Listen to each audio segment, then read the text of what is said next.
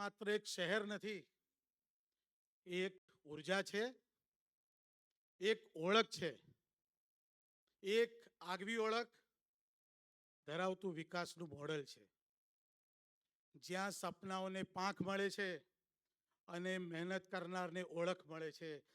એ છે આપણું Surat.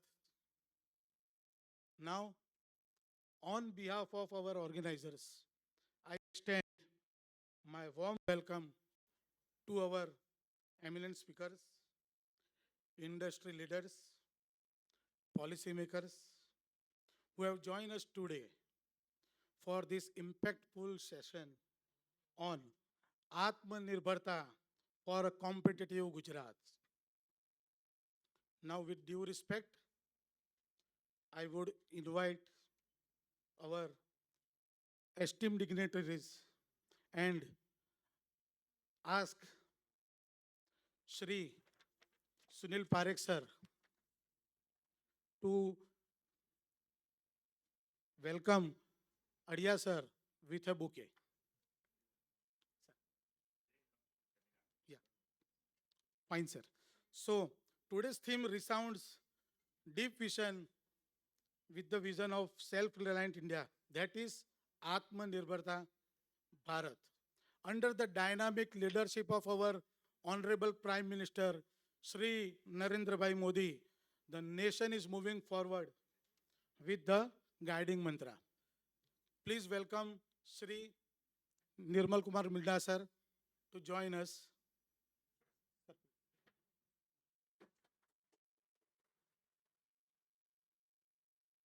So under the dynamic leadership of Honorable Prime Minister Shri Narendra Modi, the nation is moving forward with the guiding mantra સૌનો સાથ, સૌનો વિકાસ, સૌનો વિશ્વાસ અને હવે સૌનો પ્રયત્ન. This vision is not just a slogan, it's a movement. એક મુહિમ છે where Gujarat and especially Surat has always been at the forefront of turning vision into actions. Now, to set the tone of today's session, it is my privilege to invite distinguished industry leaders, a visionary who has transformed and enterprise into a global powerhouse and a strong advocate of innovation and localization. Please join us in welcoming Sri Nirmal Kumar Minda sir. We request to kindly deliver and set address.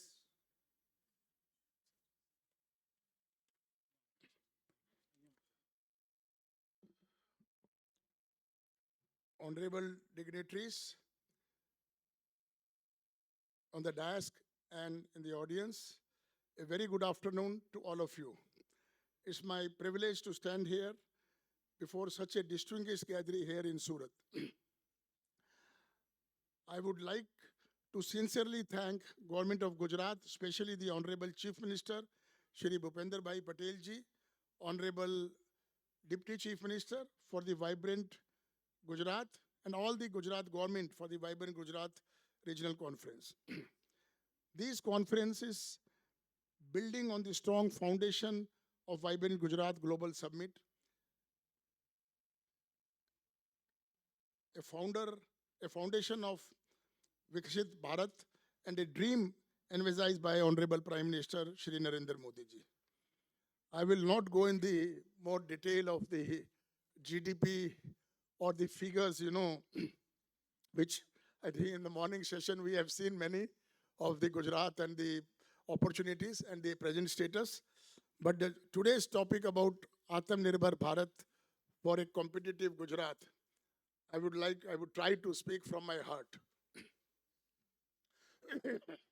So, as you know, I come from an auto sector, today in the capacity of President SOCHM, and you know the story of auto sector growth, and particularly in Gujarat, and the auto component growth in Gujarat. India has become one of the third largest manufacturer of automotive, in Gujarat, Sometimes we say fourth, sometimes we third. And Gujarat have ample number of opportunity with Suzuki setting up this next plant with a capacity expansion of 1.1 million more, and other manufacturers, also are increasing the vehicle companies, and thereby, all the auto component industries, will have to grow their capacity.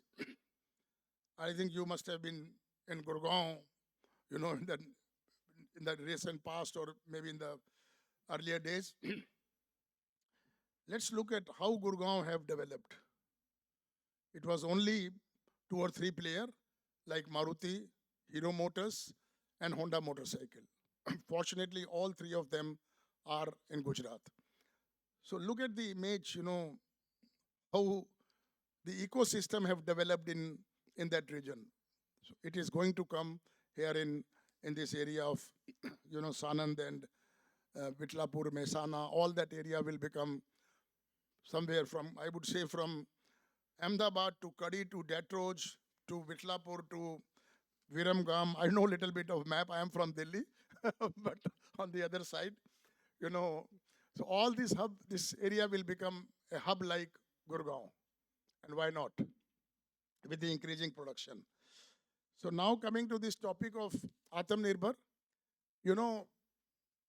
we still have a lot of imports, not only in this sector, auto sector, but in SOCHM, we have, we are focusing on 20 sectors. And we have analyzed the import versus export of each 20 sectors. And where are the trade deficits? What are the impediments that, we are facing, the challenges we are facing to reduce import? There are ample. And as I said in the morning, so in SOCHM, we have launched our Vision 2.0 with 5 pillars. And first and foremost is Make in India, which is the topic of today, the theme of today. And for Make in India, I think ease of doing business, though government is very positive, they have intention to, to how would I say, to work on together. But still there are a lot of simplification in the processes. There are, I think sometimes it takes a long to get approvals. We all know in our different area. And third pillar is the MSME growth, which is the backbone of, the localization and Aatmanirbhar Bharat. And fourth, in order to support this, digitization, AI, and the fifth one is sustainability, not only for our country, but if we want to export, we have to be so-called ESG compliances. So with all the pillars, we are getting the voice of all our membership, to whom we treat as our customer, as I said in the morning. And then taking those voices, what are the pain area? How can we, what are the suggestions? What are the good benchmark practices in different states or the different countries or any part of the world? How can we, simplify our processes? How can we speed up this, the different promises, and then we will come back to the membership that, okay, these are all resolved. And let me tell you, for promoting the MSC, which is one of our pillar, we have about a month back, 2 months back, we have given, our report of how to promote MSME in India. And we have given them a model to DPBIT and MOC, Ministry of Commerce, and they have launched a scheme called Bhavya scheme for, industrialization, and in particular to support MSME. Today, I had an opportunity to have lunch with Honorable Chief Minister, sir, and we were discussing on the table about the same promotion. And His Excellency, Japanese Ambassador, Mr. Ono, was also sitting on the same table. And he mentioned that, almost 1,000 MSME want to come from Japan to India. And I think, as I mentioned, Gujarat should be the first preference. So, Honorable Chief Minister was very active and, very positive. He says, Mr. Minda, you please. I am also, let me tell you, I am also nominated from the Japan government as an advisor to promote MSME in India in the different sector. And I'm going there on 11th and 12th to collect their pain area. And one of the important pain area, we all know, not only for them, I don't know, for all the MSMEs, I'm telling again, I'm saying from the heart. Please don't take me, don't mistake me, sir, because unless we tell our feeling. So I'll leave this one example for MSME. We know that if an MSME has to set up a factory in any area, they have to work for land, building, and 50% of the money goes in land building. Then balance 50% is left with the kind of machineries or working capital. And it takes long time. So, we have given the suggestions to the government to have plug-in and play factories and flatted factories so that they can get it on rent and then they can start implementing. So there are many suggestions we have given, and I feel that, together with the Gujarat government as well as the central government, we will work as an SOCHM, as a partner to find win-win situation for the growth of Gujarat, growth of India, growth of nation, and we will achieve Viksit Bharat 2047. Thank you very much. Thank you. Thank you, sir, for those insightful marks and setting a strong foundation for our today's dialogue. Now, moving forward, we now have our distinguished bureaucrat and a policy leader who have been instrumental in shaping India's trade and digital procurement ecosystem. We welcome Sri Ajay Bhadu sir, who will address from import to indigenous value chain, India's industrial and trade strategy. Sir, the stage is yours.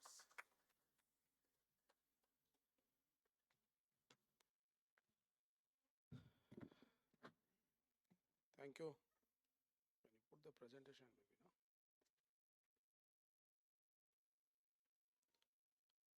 નમસ્કાર સૌથી પહેલા તો ગુજરાત સ્થાપના દિવસની સૌને ખૂબ ખૂબ બધાઈ.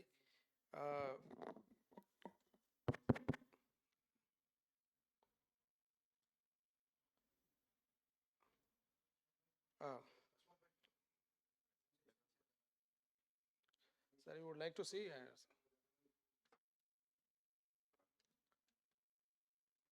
निर्मल भाई आप भी इधर आ जाइए. हाँ, should I start? सर एक शॉर्ट प्रेजेंटेशन लगा दो यार.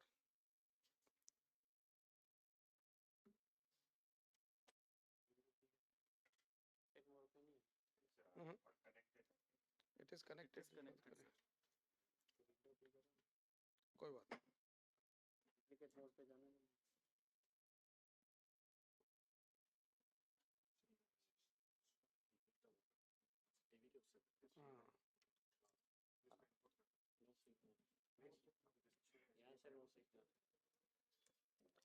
सिग्नल होता तो चली जाती सर, सिग्नल भी नहीं. जब आ जाए तो सिर्फ मुझे वो दे दो आप खाली. आ रहा है? यहाँ से डुप्लीकेट स्क्रीन करना है. डुप्लीकेट स्क्रीन करना है.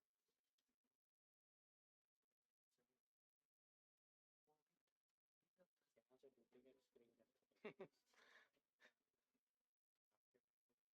सरुना यार. नहीं आप स्टार्ट करो. चलो ठीक है, मैं वैसे ही बोल देता हूँ. स्टार्ट करो तब तक आप.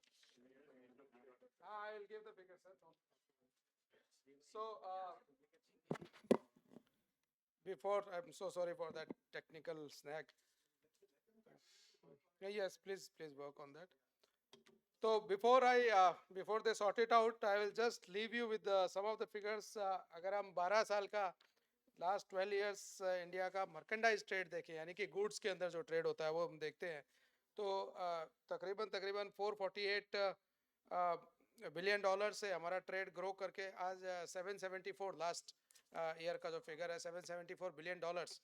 and our deficit has almost increased from about $117 billion to today we are having a deficit of $333 billion. So we obviously have some problem in terms of the quantity of imports that is increasing. અને છેલ્લા 5 વર્ષમાં Covid પછીના 4-5 વર્ષમાં એ deficit વાઇડન થયો છે naturally. એના કારણો છે અને એના કારણોમાં સૌથી મોટો કારણ એ છે કે આપણી પોતાની ઇન્ડસ્ટ્રીયલ પ્રોફાઇલ, આપણું પોતાનું industrial production has also diversified and increased.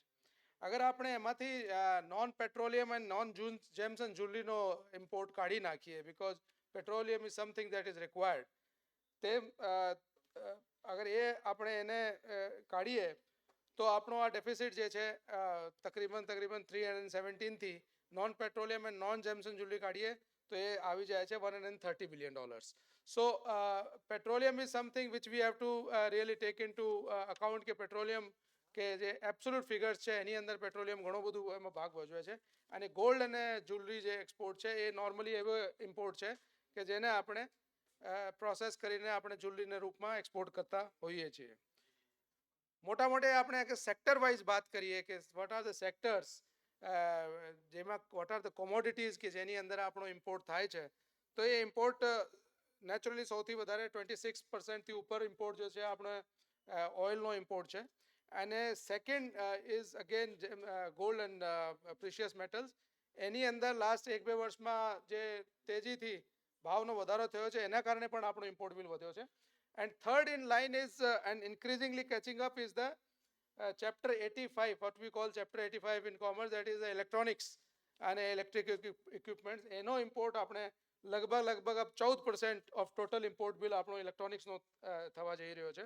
એની સાથે સાથે મશીનરી વગેરે, ખાસ કરીને કેપિટલ ગુડ્સ મશીનરી વગેરેનો ખૂબ મોટા ભાગે ઇમ્પોર્ટ આપણે ત્યાં થાય છે.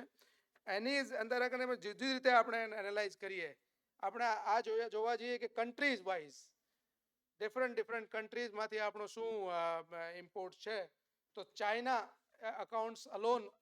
Alone accounts for 17% of our total import. એને પછી UAE because of the energy import, because of oil and others, 8.2%. Russia again because of oil 7.1%, and USA again 6.8% because of the high tech imports that we have. પણ ચાઇનાની absolute dominance જે છે, અને ચાઇનાનો import basket અગર આપ જુઓ તો ટોપ 5 commodities કઈ છે જે આપણા ચાઇનામાંથી લઈએ છીએ, એ છે electrical equipments, which is again including of electronics, machinery, organic chemicals, plastics and vehicles. Vehicles means auto parts વગેરે પણ એમાં આવી જાય છે.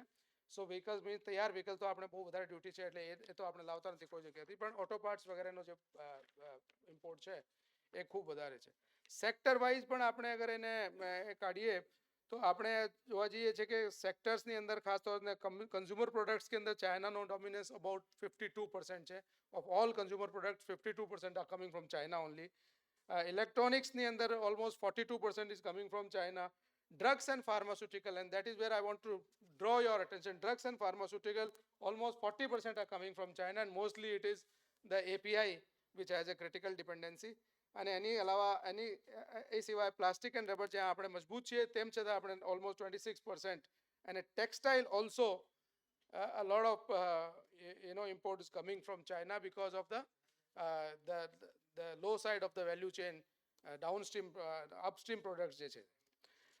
અગર આપણે પોલિસી પોઈન્ટ ઓફ વ્યૂથી જોઈએ તો એટલે મેં જે શરૂઆતમાં ફિગર્સ આપી, there are imports which are necessary. For example, crude petroleum and products એ આપણે લાવવું જ પડે. કોકિંગ કોલ વગેરેનો ઇમ્પોર્ટ પણ આપણે કરીએ છીએ. To some extent gold and silver also because we are eventually exporting. Then there are imports which are going into our industrial manufacturing process. એની અંદર ખાસ કરીને ઇલેક્ટ્રોનિક્સ કોમ્પોનન્ટ, હમણાં તમે જોયો હશે કે મોબાઈલ ફોનનો export આપણે ખૂબ વધારે છે, પણ it is because of the similar kind of import which is we are getting and we are just adding some value and sending it back. Critical raw materials, pharma APIs, active pharmaceutical ingredients, chemicals and petrochemicals, capital goods and machinery and fertilizers and raw materials. These are the imports which are એ આપણા industrial પ્રોફાઇલની અંદર contribute કરે છે.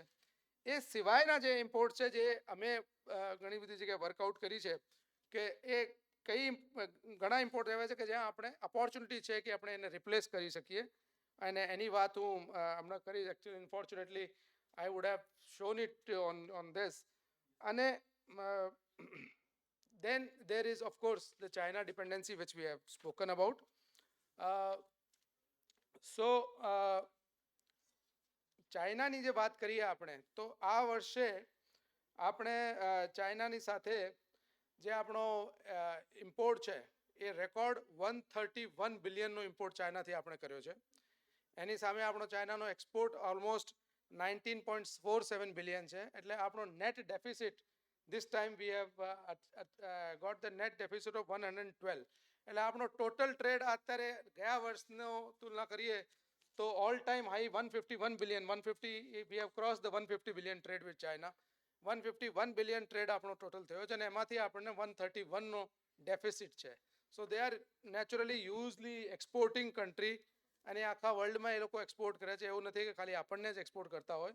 They are naturally they are the producers of the world, and they do a lot of subsidizing and other things also. અગર આપણે આપણી તુલના G20 country સાથે કરીએ, બીજી G20 કન્ટ્રી સાથે, કે ચાઇના આપણી તુલનામાં આપણે ક્યાં છીએ ચાઇનાના ઇમ્પોર્ટમાં, તો નેચરલી ઘણી બધી કન્ટ્રીઝ છે કે જે ચાઇના સાથે વધારે પડતી અલાઇન છે. દાખલા તરીકે Indonesia, almost 36% of their import is from China.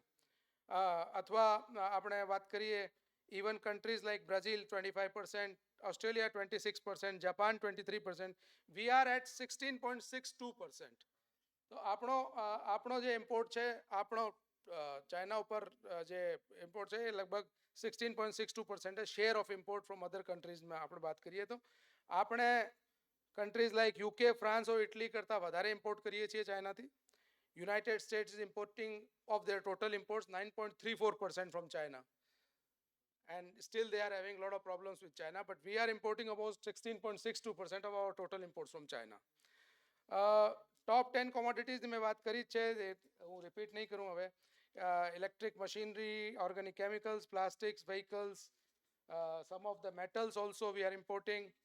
અને અગર આપણે ઓવરવ્યૂ કરીએ તો ઓલમોસ્ટ 95 પ્રોડક્ટ કેટેગરી એવી છે કે જેમાં અંદર 100% dependence on China. Almost 502 products are so which are 80 to 99.9% dependent on China.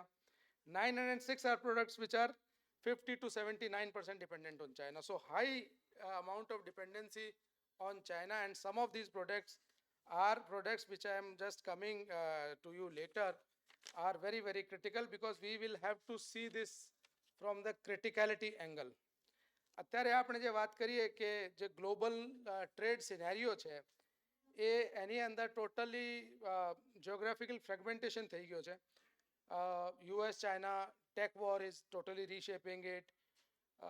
Export control China જે છે એને એક વેપનની જેમ ઇસ્તેમાલ કરી રહ્યા છે. અમુક ચોક પોઈન્ટ્સ આપણે જોયા છે.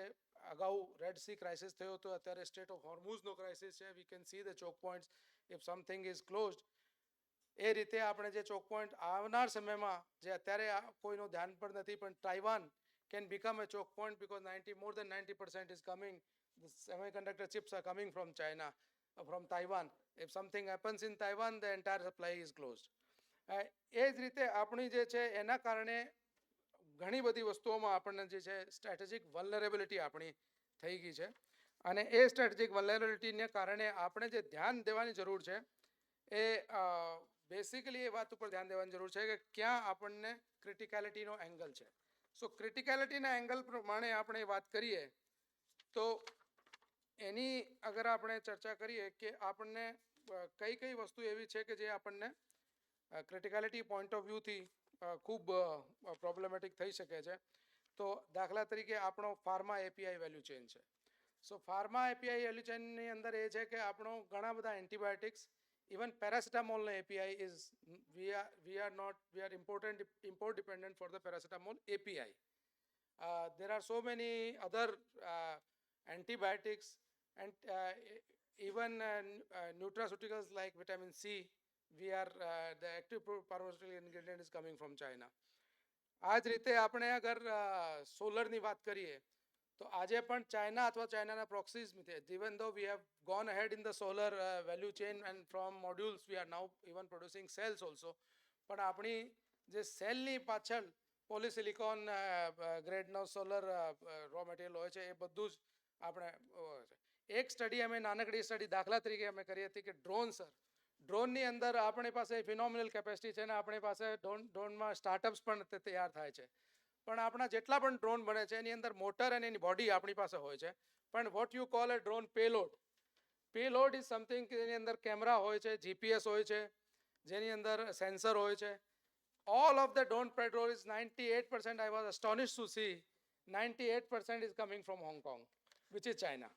So tomorrow if you imagine a situation कि અત્યારે asymmetrical warfare में drone ની જ્યારે જરૂર પડે તો drone you cannot produce unless and until you don't have that kind of camera and that kind of GPS and that kind of sensors. So આપણે ઇમ્પોર્ટની અંદર 3-4 વસ્તુઓ જોવી પડે.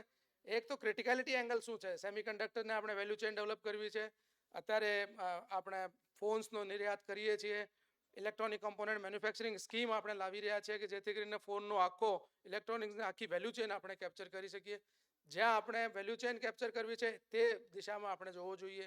એ જ રીતે આપણે આપણી સ્ટ્રેટેજિક વલ્નરેબિલિટી જ્યાં છે, દાખલા તરીકે એપીઆઈ એક્ટિવ ફાર્માસ્યુટિકલ કોમ્પોનન્ટ છે અથવા તો સ્પેશિયાલિટી કેમિકલ્સ છે કે જેની અંદર આપણને ખબર છે કે either we have to domestically produce the capability or we will have to go to a situation where we are having diverse source of import, જેથી કરી આપણને એની અંદર જે ચોક પોઈન્ટ છે કોઈ ચોક પોઈન્ટ આપણા ઉપર વેપનાઇઝ ના કરી શકે, નાક ના દબાવી શકે, એ બેસિકલી આજની પરિસ્થિતિમાં ડાયનેમિક પરિસ્થિતિમાં બહુ જરૂરી છે. એટલે જે આત્મનિર્ભરતા એન્ડ કોમ્પિટિટિવનેસની વાત છે એ કોન્ટેક્સ્ટમાં આપણે જોવી પડે કે આપણે સ્લોલી એન્ડ ગ્રેજ્યુઅલી વેલ્યુ ચેનમાં મૂવ કરીએ. અને last we are also engaging with the world now and આપણે માટે વર્લ્ડના દ્વાર અત્યારે ખુલી રહ્યા છે. EU સાથે આપણો FTA થયો, UK સાથે થયો, બહુ જલ્દ US સાથે પણ આપણો બાયલેટરલ ટ્રેડ એગ્રીમેન્ટ થઈ જશે. પરંતુ all those exports they are opening up the market is opening up, પણ જ્યાં સુધી એક્સપોર્ટમાં જ્યાં સુધી તમે good quality product at a competitive rate બનાવવાની ક્ષમતા ના રાખો અને ના બનાવી શકો ત્યાં સુધી તમારી એક્સપોર્ટેબિલિટી ગમે એટલો માર્કેટ તમારો ઓપન થઈ જાય તો પણ નહીં થાય. એટલે that is where we have to also concentrate કે આપણે વેલ્યુ ચેન કેપ્ચર કરીને good quality product at a competitive rate વર્લ્ડને આપીએ તો આપણે not only we will become આત્મનિર્ભર પણ others would also become dependent on us. Thank you.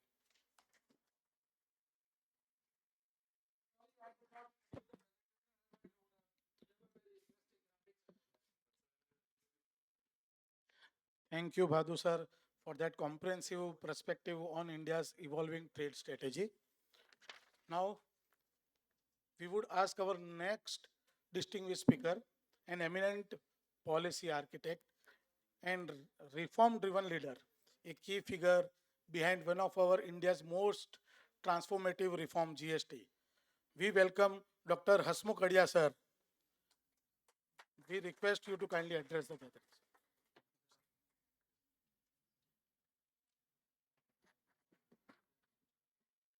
How many of you don't follow Gujarati? Because then I can also follow Ajay Badu and speak in Gujarati.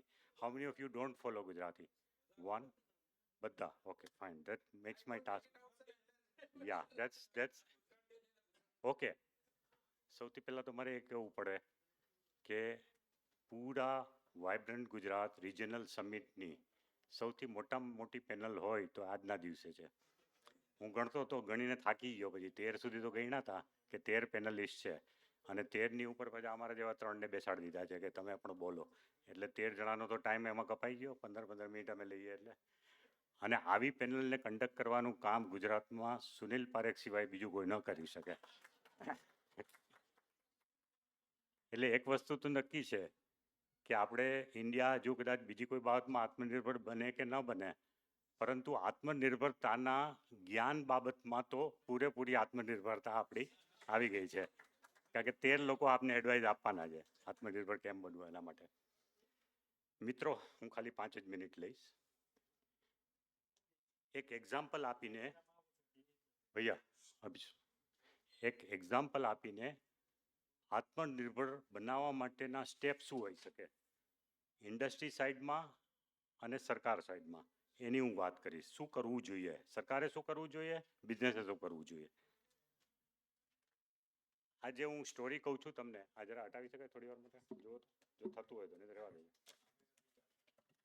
Okay, example છે cellular phone મેન્યુફેક્ચરિંગનો. 2013-14નો આપ example લો. 2013-14માં cellphone 185 million pieces એક વર્ષમાં import થતા હતા અને 42,000 કરોડનું ખાલી સેલફોનનું import bill હતું આપણું. અને ડોમેસ્ટિક મેન્યુફેક્ચરિંગ માત્ર 18,900 કરોડનું હતું એ વર્ષે. 42,000 કરોડનું ઇમ્પોર્ટ, 18,900 કરોડનું ડોમેસ્ટિક મેન્યુફેક્ચરિંગ 2013-14માં. 2014 પછી કોન્શિયસલી એ વખતે એમણે જે આંકડા આપ્યા ને, સૌથી મોટું ઇમ્પોર્ટ આપણું ઓઇલનું, પછી ગોલ્ડ અને ડાયમંડ, અને ત્યાર પછી ત્રીજી કેટેગરીમાં આવતું હતું સૌથી મોટી ઇમ્પોર્ટની કેટેગરીમાં. એ વખતે ભારત સરકારે નક્કી કર્યું આપણે આમાં કંઈક રસ્તો કરવો છે.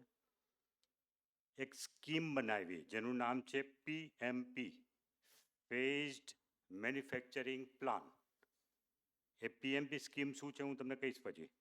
એ PMPના તહત જે રિઝલ્ટ મળ્યું આપણને, આપ સૌ જાણો છો કે આજની તારીખે 2024ના આંકડા છે 4,22,000 કરોડનું સેલફોનનું પ્રોડક્શન ઇન્ડિયામાં થાય છે. અને 99.2% આપણા જે સેલફોન ઇન્ડિયામાં વપરાય છે એના 99.2% સેલફોન ઇન્ડિયામાં જ બને છે હવે. અને એટલું જ નહીં, આપણું એક્સપોર્ટ 1,29,000 કરોડનું એક્સપોર્ટ થઈ ગયું. 1,29,000 કરોડના સેલફોનના એક્સપોર્ટ થાય છે. મિત્રો, બે વસ્તુ જોઈએ આને માટે. આ સફળતાની એક સ્ટોરી છે. સેલફોન મેન્યુફેક્ચરિંગમાં ભારત આત્મનિર્ભર કેવી રીતે બન્યું એની સફળતાની સ્ટોરી છે. એની પાછળ બે પરિબળ હતા. પહેલું, સરકાર પાસેથી ઉદ્યોગની શું અપેક્ષા હતી એ વખતે. ઉદ્યોગની માત્ર બે જ અપેક્ષા હોય છે. નંબર 1, નળોમાં ઇઝ ઓફ ડુઈંગ બિઝનેસ, તમે વચ્ચે નહીં આવો, ઇઝ ઓફ ડુઈંગ બિઝનેસ હોવું જોઈએ. બીજી અપેક્ષા હોય કે ટેક્સ બાબતમાં સર્ટન્ટી હોવી જોઈએ. જો ટેક્સની સર્ટન્ટી હોય તો જ તમને આમાં સફળતા મળે. હવે ત્યારે એવું બનતું હતું કે આપણે ઇલેક્ટ્રોનિક પાર્ટ જે સેલફોનમાં નાખવાના હોય એના ઉપરની ડ્યુટી ઓછી હતી, એના ઉપરની ડ્યુટી વધારે હતી. અને એને કારણે શું થતું કે ડોમેસ્ટિક મેન્યુફેક્ચરિંગને કોઈ પ્રોત્સાહન નહોતું મળતું. એટલે PMP માટે થઈને સરકારે એ વખતનું એક એસોસિએશન હતું, અને આ બધી વસ્તુનો હું સાક્ષી હતો કારણ કે 2014થી 18 સુધી હું દિલ્હીમાં હતો. Indian cellular and electronic association. Pankaj Mahendru કદાચ ઓળખતા હશો, કે જે આનો એક્ટિવિસ્ટ હતો. એમની સાથે બેસીને રેવન્યુ ડિપાર્ટમેન્ટે એક PMP બનાવ્યો. PMPમાં શું કે ગ્રેજ્યુઅલી અમે ડ્યુટીના રેટ ઘટાડશું અને તમે એ માટે તૈયારી રાખો. ગ્રેજ્યુઅલી ડ્યુટીના રેટ ઘટાડશું અને એ પ્રમાણે આપણે સૌથી પહેલાં સેલફોન ઇમ્પોર્ટ ઉપર, આખો જો સેલફોન તમે ઇમ્પોર્ટ કરો તો એના પર ડ્યુટી વધારે રાખી પહેલા વર્ષે. પછી ધીમે ધીમે અમે એને ઘટાડશું. એટલે તમે તૈયાર રહો એ પ્રમાણે કોમ્પિટિટિવ બનવા માટે.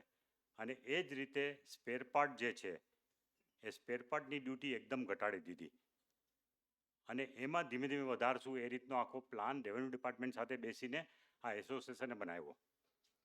અને ડ્યુટીની સર્ટન્ટીને કારણે, અને એમાં એવું નહીં કે એક જ વર્ષનો ટાર્ગેટ આપેલો હતો.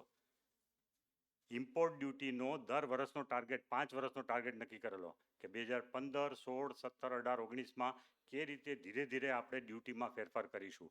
એનું પહેલેથી પ્રિડિક્ટેબલ થઈ શકે એવું સરકારે એ લોકોને વચન આપેલું. એનું નામ હતું PMP. ત્યાર પછી 2019માં આપણે એક નવી પોલિસી આવી જેનું નામ છે PLI, કે જે 14 ઇન્ડસ્ટ્રીમાં ભારત સરકારે લાગુ કરી. Production linked incentive. જે કોઈ એવી ઇન્ડસ્ટ્રી હોય કે જેમાં ઇમ્પોર્ટ ઉપર આપણે નિર્ભર રહેવું પડે, તો એ ઇન્ડસ્ટ્રીને થોડા પ્રોડક્શન લિંક્ડ ઇન્સેન્ટિવ આપવાથી એની કોમ્પિટિટિવનેસ સુધરી જાય. અને આપને નવાઈ લાગશે કે આ ઇલેક્ટ્રોનિક ઇન્ડસ્ટ્રીમાં સૌથી સફળ થયેલી સ્કીમ છે PLI. અને ટોટલ પ્રોડક્શન જે ઇલેક્ટ્રોનિક ઇન્ડસ્ટ્રીમાં થયું છે આને કારણે એનો 1% ખાલી સરકારે પૈસા વાપર્યા છે PLIમાં. ખાલી 1% થાય છે એનો ખર્ચો. 1% PLI આપવાથી પણ પ્રોડક્શન એટલું વધારી શક્યા આપણે. એનો ઉત્કૃષ્ટ નમૂનો છે. એટલે શોર્ટ વાત એટલી કરવાની છે. અચ્છા, સરકારની ઇન્ડસ્ટ્રી પાસેથી પણ એક અપેક્ષા હોય છે, કારણ કે જે તે વખતે જ્યારે ઇન્ડસ્ટ્રી સાથે બેઠક કરીએ ત્યારે ઇન્ડસ્ટ્રીમાંથી કોઈને કોન્ફિડન્સ નહોતો આવતો કે આપણે સેલફોન અને એના સ્પેર પાર્ટ ઇન્ડિયામાં બનાવી શકીએ. સરકારે થોડી હિંમત આપી, ધરપત આપી અને ઇન્ડસ્ટ્રીને પણ આહવાન આપ્યું અને ઇન્ડસ્ટ્રીએ પછી એ બેડું ઝડપી લીધું. અને ખૂબ પ્રયત્ન કરીને આપણે બધા જ સેલફોન મેન્યુફેક્ચરર જે વિદેશના હતા, ઇન્ક્લુડિંગ એપલ, ફોક્સકોનને લાવ્યા આપણે, અને એ બધાને આપણે અહીંયા ઇન્ડિયામાં ડોમેસ્ટિક મેન્યુફેક્ચરિંગ શરૂ કરાવ્યું. એટલે આ એક સફળ સ્ટોરી છે. હજુ પણ જેમ અજયે વાત કરી કે ભાઈ આપણે હજુ કમ્પ્લીટલી સેલ્ફ સફિશિયન્ટ તો બન્યા જ નથી. સેલફોનના પણ અમુક જે ક્રિટિકલ પાર્ટ છે, ફોર એક્ઝામ્પલ કેમેરા મોડ્યુલ્સ છે, સેમિકન્ડક્ટર ચિપસેટ્સ છે, અથવા લિથિયમ આયન સેલ્સ છે, આ બધી વસ્તુ હજુ પણ ઇમ્પોર્ટ થાય છે. એઝ એ બિઝનેસમેન તમારો શું ઇન્ટરેસ્ટ છે?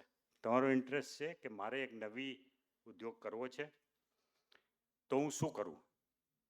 મારી સલાહ છે, આજે જે એમણે જ્ઞાન આપ્યું એ સ્ટડી કરો તમે, કે કઈ વસ્તુઓ ઇન્ડિયામાં બનતી નથી, બહારથી આપણે ઇમ્પોર્ટ કરવી પડે છે. અને એ વસ્તુમાં જો તમે ટેકનોલોજી મેળવી શકો, તમે જ્યારે વિદેશમાં એક્ઝિબિશનમાં જાઓ, જર્મની જાઓ, જાપાન જાઓ, ત્યારે એ તમને માલ વેચવાની વાત કરશે, પણ તમારે એ કહેવાનું કે તમે મને ટેકનોલોજી આપશો તો હું તમારી સાથે વ્યવહાર કરું. જો આપણે ટેકનોલોજી ત્યાંની મેળવી શકતા હોઈએ એ પદાર્થોની કે જેમાં આપણે ઇન્ડિયા ઇમ્પોર્ટ કરે છે, તો આપણે આમાં કંઈક એમાં સક્સેસ બની શકીએ. જેટલા બી સ્ટાર્ટઅપ છે એણે સ્ટાર્ટઅપના આઈડિયા માટે પણ આ જ પકડવું જોઈએ, આ સ્ટેટિસ્ટિક્સને, કે ભાઈ કયા પદાર્થમાં આપણે બહારથી ઇમ્પોર્ટ કરવું પડે છે, કઈ વસ્તુઓ આપણે બહારથી ઇમ્પોર્ટ કરવી પડે છે. આટલી મારી આપ સૌને સલાહ છે. અને સરકાર સાથે હંમેશા ફ્રેન્કલી વાત કરવી જોઈએ. ઇન્ડસ્ટ્રી એસોસિએશનનો એમાં મોટો રોલ હોય છે, ચેમ્બરોનો મોટો રોલ હોય છે. બધાએ સાથે મળી અને માગણી કરવી જોઈએ કે ભાઈ તમે અમને તમે આશા રાખો છો કે અમે આત્મનિર્ભર માટે થઈને પ્રોડક્શન કરીએ, પરંતુ અમારે ટેક્સની આટલી સર્ટેનિટી જોઈએ, તો જ અમે આ કરી શકીએ. GST આવ્યા પછી એક્સપોર્ટમાં જે કોમ્પિટિટિવનેસ ઘટી ગયું હતું એમાં ઘણો ફરક પડી ગયો, કારણ કે આપણે વેટ જે 2% સેન્ટ્રલ સેલ્સ ટેક્સ ભરતા હોઈએ એનું આપણને રિફંડ ના મળે. એવું ઘણી બધી આઇટમમાં આપણને એક્સપોર્ટ કરવા છતાં ડોમેસ્ટિક ટેક્સ લાગતો હતો. GST આવવાને કારણે એમાં એકદમ સરળતા થઈ ગઈ છે. હવે આપણે કોઈ ડોમેસ્ટિક ટેક્સ એક્સપોર્ટ કોમોડિટી ઉપર લાગતો નથી, અને એટલા માટે આપણને એ અંશે પણ ફાયદો થયો છે. તો આ રીતે વિચારજો અને આઈ એમ શ્યોર આપ સૌને સફળતા મળશે. ધન્યવાદ. સુનિલભાઈ, over to you. Difficult challenge. Thank you.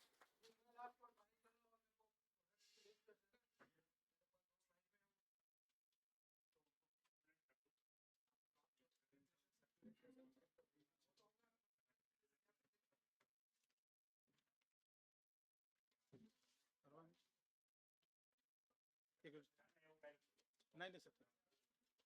हाँ, बिल्कुल बिल्कुल.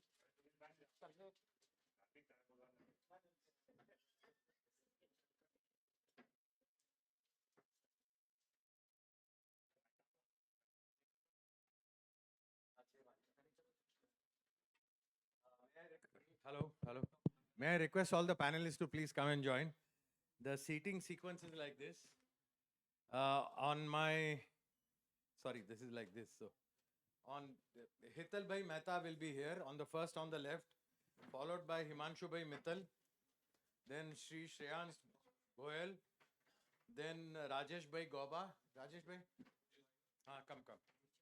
Then you have क्या सौम्य सौम्य दीपी. AMNS is easier. एक CM के लिए छोड़ दीजिए. फिर स्मित पटेल. हाँ तो આવી ગયો. પછી Rohan Desai Ather, CA Vipul Shah, Shri Hansrajbhai ગજેરિયા, Hansraj bhai. Vivek bhai Shah.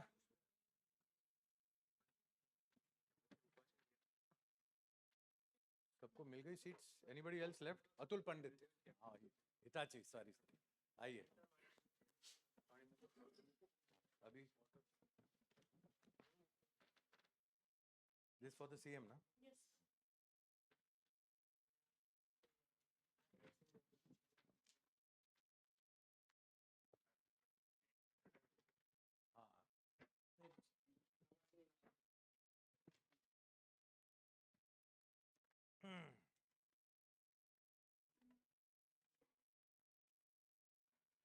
So today's session has had a prelude so that in order to control the time, abhi to bahut time cut ho gaya hai, but we'll do our best. Don't smile like that. One with total disbelief on your face. So the 4 questions that we wanted to ask each of the panelists, and these have been shared with you before, and I will repeat those 4 questions so that the audience has an idea as to which are these 4 questions and why are we asking them. The idea is that if you want to do Aatmanirbharta, then it doesn't mean that you don't import anything. That is not the idea, and that's what Ajay and we were discussing. If you need for exports, you need to import, then that is part of the game. So import substitution in its absolute form becomes an isolationist country, like North Korea. बाहर कुछ नहीं जाता, बाहर से अंदर नहीं कुछ आता. You don't export. If you don't export, you don't allow imports, then you will not be able to export also. Then where are you going to get the foreign exchange? So it is a balance today, and the whole world is getting integrated into global supply chains. So therefore, the new word for this session for indigenization exercise is Aatmanirbharta and not import substitution. So Hasmukh Bhai and I discussed the topic, and then we made the changes because of this reason. 4 questions. First, we will ask individually each one of them to describe what do they actually do in their company, so that you have an idea of what they are. The second question immediately following that, they must answer together with it, is how big is, in their opinion, the business opportunity for Gujarat in that sector. So they have had 1 week to prepare for these answers, and they will do it. The third question is, if we were to allow zero duty imports, will your products remain competitive with respect to particularly China, in view of the fact that Sri Badu has explained how dominant is China in India's profile. And the fourth is this whole issue, भाई वो दरवाजा बंद रखिए ना, या अंदर आ जाइए या बाहर जाइए. And the fourth question is that are you export competitive? Today, Ministry of Commerce and Industries, DPIIT are all working together to open up and, as he said, give us business opportunities. If you don't want to export, it is fine. But are you export competitive? Because opportunities are coming, and as the recent example of a Korean delegation that had come to Ahmedabad, they said, we are able to export, but we are not able to buy what you guys are producing. So that readiness to adapt ourselves in terms of scale, in terms of quality, in case of textiles, there are so many specialty textiles, there are so many specialty chemicals that need export market.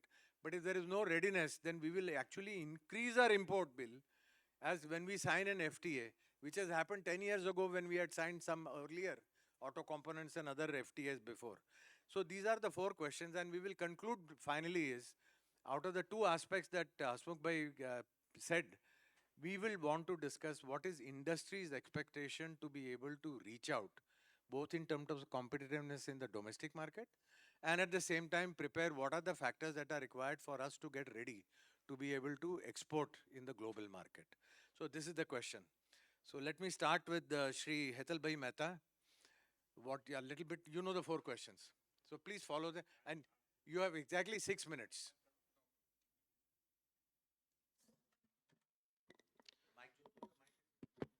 No, it's okay, fine. Thank you. Thank you very much. Good afternoon to all. Myself, Hetal Mehta. I'm the chairman for Setu Foundation. It's called Science, Engineering and Technological Upliftment Foundation. I'm also the past president of Chamber of Commerce, South Gujarat Chamber of Commerce and Industry. I run my own industry in the name of Happy Engineering, Happy Green Technologies.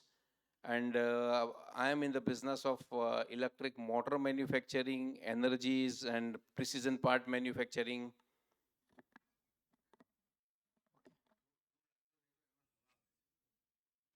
Okay, સંભળાઈ હવે? Okay. So Right now, what we are doing, I will just come to the point what he has told. In Science, Engineering, and Technological Upliftment Foundation is a foundation where exactly what we are talking is Aatmanirbhar, how we have to be. એને માટેનું એક આખું platform આપણે સુરતમાં ઊભું કર્યું છે. Platform એ રીતનું છે કે કેપિટલ ગુડ્સમાં જે કંઈ આપણે ઇમ્પોર્ટ કરીએ છીએ તો કેપિટલ ગુડ્સ આપણે ઇન્ડિયામાં કેમ નહીં બનાવી શકીએ. That was our purpose, and we discussed with the Ministry, Capital Good Council of India and Ministry of Heavy Industries, we have discussed. અને એમના સહયોગથી આપણે સુરતમાં એક કોમન એન્જિનિયરિંગ ફેસિલિટી સેન્ટર ઊભું કર્યું છે, જેમાં આપણે કોઈ પણ ઇમ્પોર્ટ પાર્ટનું સબસ્ટિટ્યૂટ જોઈતું હોય તો આપણે બનાવીને આપી શકીએ છીએ. આજની તારીખમાં હું કહી શકીશ કે ડિફેન્સના પાર્ટ પણ આપણે ત્યાં બનાવીએ છીએ, એરોસ્પેસના પાર્ટ પણ આપણે ત્યાં બનાવીએ છીએ. અને એનું રીઝન એ છે કે આપણે બધા મધર મશીનો ત્યાં મૂક્યા છે. Like the best available, what is the best available machine in world, you can say, on the machining, then DMG is number one, so we have DMG. We say metal 3D printer, SLM Germany, we have SLM Germany. So that way we have already planned for the upgradation of the MSMEs to meet their global standard. સૌથી મહત્વની વાત જે ભાદુ સાહેબે બી કરી અને એમણે બી કરી, બનાવીએ બધું છીએ પણ ગ્લોબલ સ્ટાન્ડર્ડનું શું? તો એ ગ્લોબલ સ્ટાન્ડર્ડ એચીવ કરવા માટેનું જ એક પ્લેટફોર્મ આપણે અહીંયા ઊભું કર્યું છે, અને we are working since last 40 years in this field, sir. So question number 2, question number 3, કેટલું મોટું માર્કેટ આપણે કરીએ. હું એક જ એક્ઝામ્પલ આપું કે Surat is a textile hub. લગભગ 20,000 કરોડના ટેક્સટાઇલ મશીન્સ દર વર્ષે આપણે ઇમ્પોર્ટ કરીએ છીએ. વોટર જેટ, એર જેટ, શું એમાં રોકેટ સાયન્સ છે? રોકેટ સાયન્સમાં આપણે આગળ છીએ પણ આમાં નથી. કારણ જેમ એમણે કીધું એમ કોમ્પિટિટિવનેસ, આપણે કોમ્પિટિટિવનેસ પણ ઊભી કરવી પડી શકે. આમાં સરકારનો સાહેબ એટલો જ રોલ હોય. સરકાર જો થોડીક પ્રોએક્ટિવ થઈને, માનો કે પ્રોડક્ટ ડેવલપમેન્ટ સેન્ટર આપણે ઊભું કર્યું અને સરકાર એમ કહે કે ભાઈ ચલો વોટર જેટ તમે કેમ નહીં બનાવી શકો. મને એક્ઝામ્પલ હું આપીશ એનો પણ કે 2017-18માં મિનિસ્ટ્રી ઓફ હેવી ઇન્ડસ્ટ્રી તરફથી CMTI બેંગ્લોરને રેપિયર મશીન ડેવલપ કરવા માટેની ચેલેન્જ આપી હતી, અને CMTI બેંગ્લોરે રેપિયર મશીન ડેવલપ કરી ચૂક્યું આપણે ત્યાં 400 RPMનું. પણ સ્ટીલ આપણે ઇમ્પોર્ટ કરીએ છીએ કારણ કે ખાલી મશીન ડેવલપ કરવાથી કંઈ નહીં થાય. એની જોડેના જે વાત કરીને ઇલેક્ટ્રોનિક્સ, કમ્પ્યુટરાઇઝેશન, AI બધું સાથે સાથે આપણે ડેવલપ કરવું પડે, અને cost is the main parameter.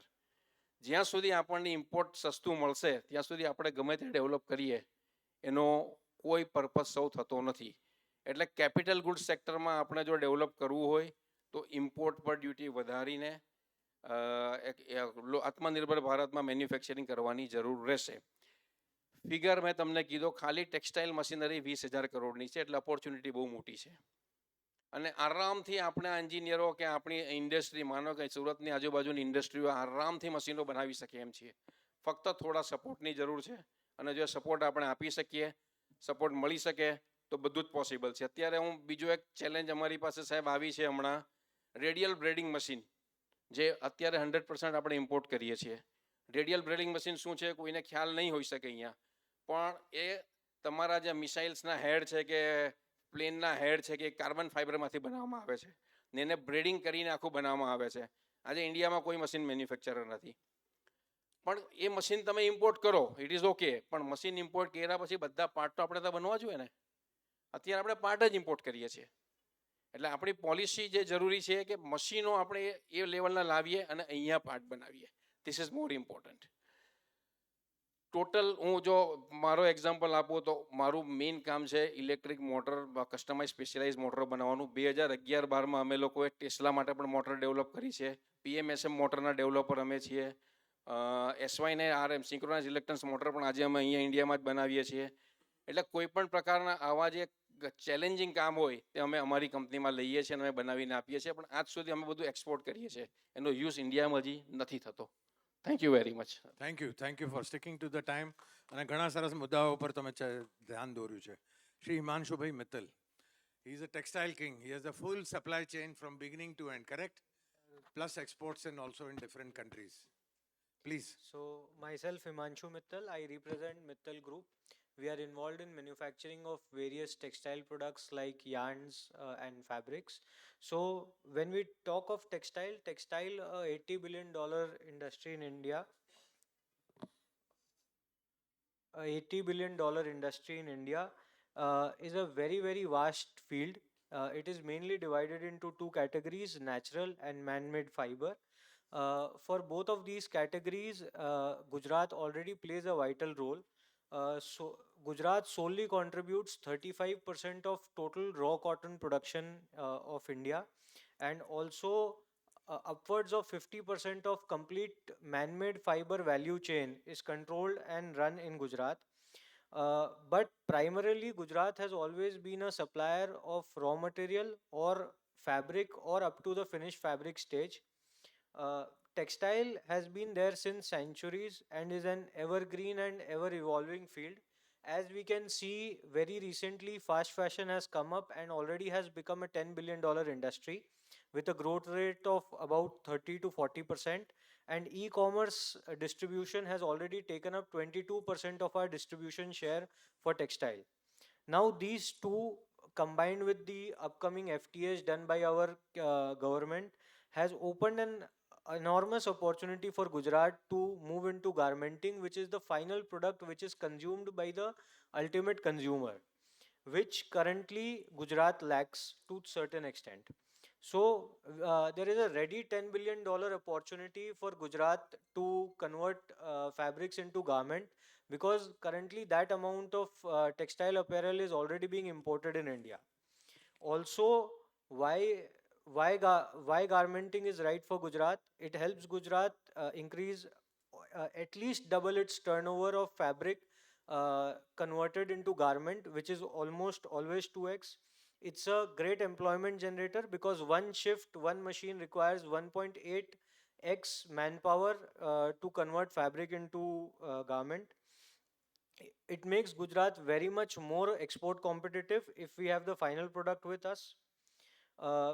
Coming to the third question, are we import competitive? Are we competitive against import if China becomes zero duty? So as I said that textile is divided into two major categories. For synthetic, in which we are mostly involved, I can say that we are mainly not so competitive if China becomes zero duty. There are certain major reasons for that. China is producing for the world, which we are currently not. So they have longer batch sizes, they have better competitiveness, better pricing, better raw material strategy, and more availability of capital goods, as already rightly mentioned before. Also, China has a very rampant subsidy on export, which is about 11 to 13% in textile, which makes it very difficult for us to compete in domestic market if we become zero duty. Also, there is a lot of import from China which is coming at undervalued pricing, which is also again hurting our domestic industry. Are we export competitive? Uh, Again, I would like to say, to the full extent, we are not yet export competitive. Again, for very similar reasons to why we are not import competitive, that we have smaller cycles, so we have lesser quality, lesser cost competitiveness, and lesser availability of capital goods being manufactured locally. So one key reason is when you manufacture capital goods locally, you can do a lot of customization and modernization in those machinery, which helps you become more competitive. The export uh, becoming export competitive is very, very important, because China does 150 to 200 billion dollars of textile export. Bangladesh does 40 to 50 billion dollars of textile export, whereas India is just at 25 to 30 billion dollars of textile export. Few suggestions from the industry that I would like to put up is, because textile is a very vast industry, we have anywhere, we have, it's a very unorganized industry as well. We have investments from as low as 1 crore to 1000 crores. So, what we suggest is that we have a portal for data collection wherein we can get right data for the industry, for the complete industry. We have a central portal for sales. For example, China sells for multiple manufacturing units. There is one single point of sale. So we can have a portal of sales where export can be developed. Uh, Secondly, I would like to say that some garmenting park where common facility, skill development, and all these things are put.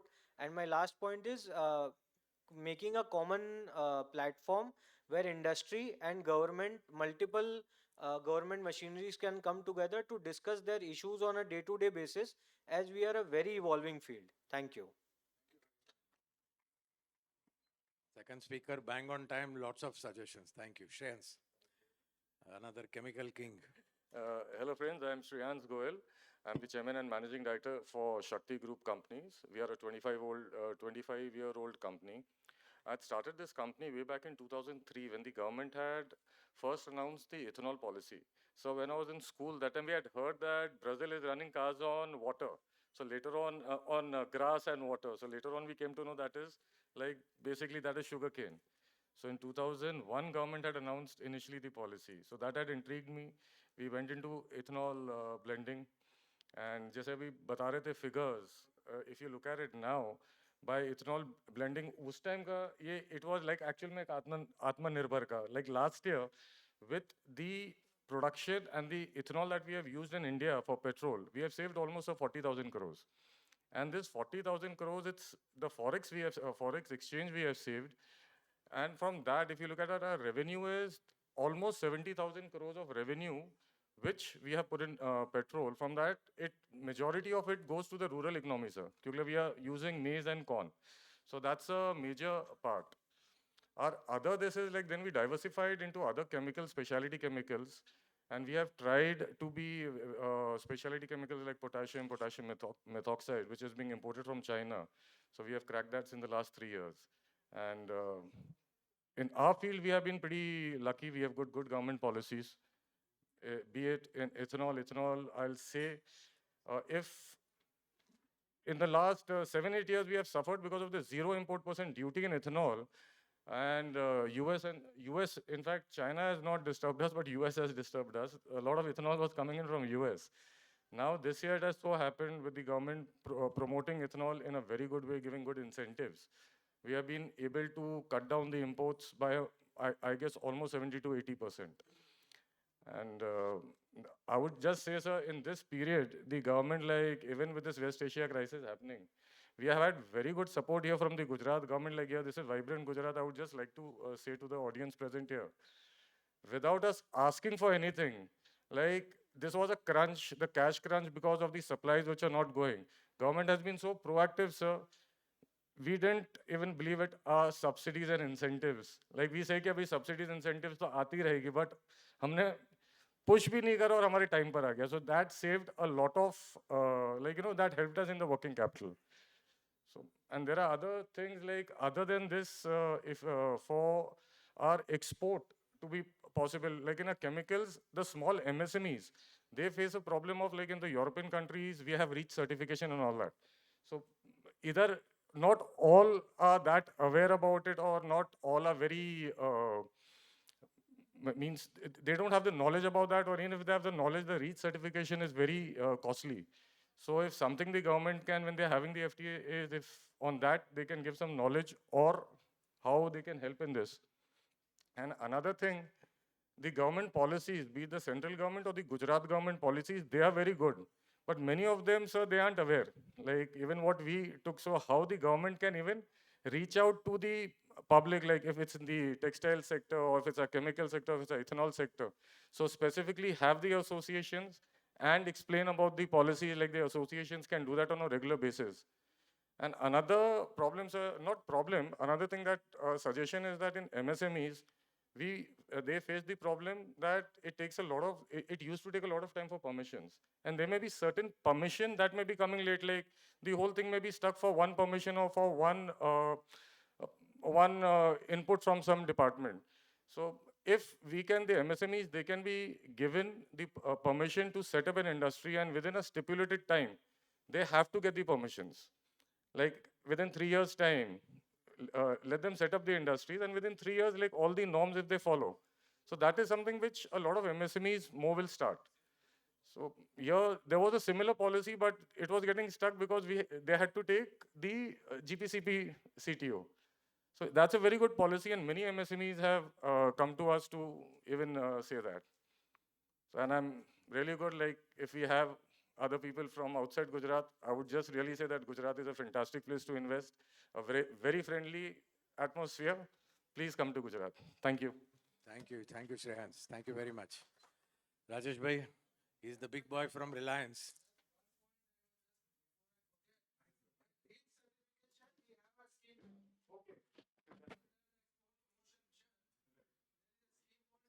Trace, yes.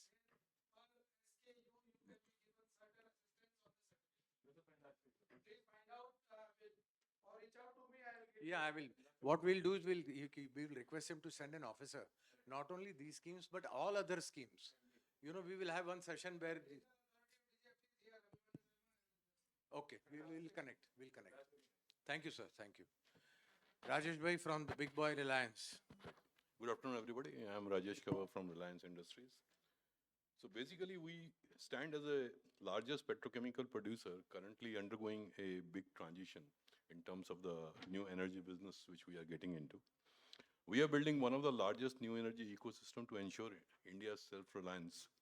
Our primary mission in Gujarat is the Aatmanirbharta, because what we believe in, what is good for India is good for Reliance, and that's how we operate. Currently, India imports around $15 billion in petrochemical, carbon fiber, and solar modules, and we are operating in all these three areas to make sure that India become self-sufficient in these. Every unit we produce locally will displace the imports, and this will strengthen the India's trade balance and industrial security. So how do we look at the business opportunity, especially in terms of in Gujarat? Our commitment to the Gujarat is unparalleled.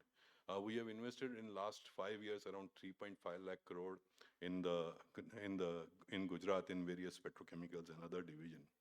And in the next phase, as our chairman has committed, we are going to invest another 7 lakh crores in next 5 years in Gujarat, mainly focusing on the new green energy business.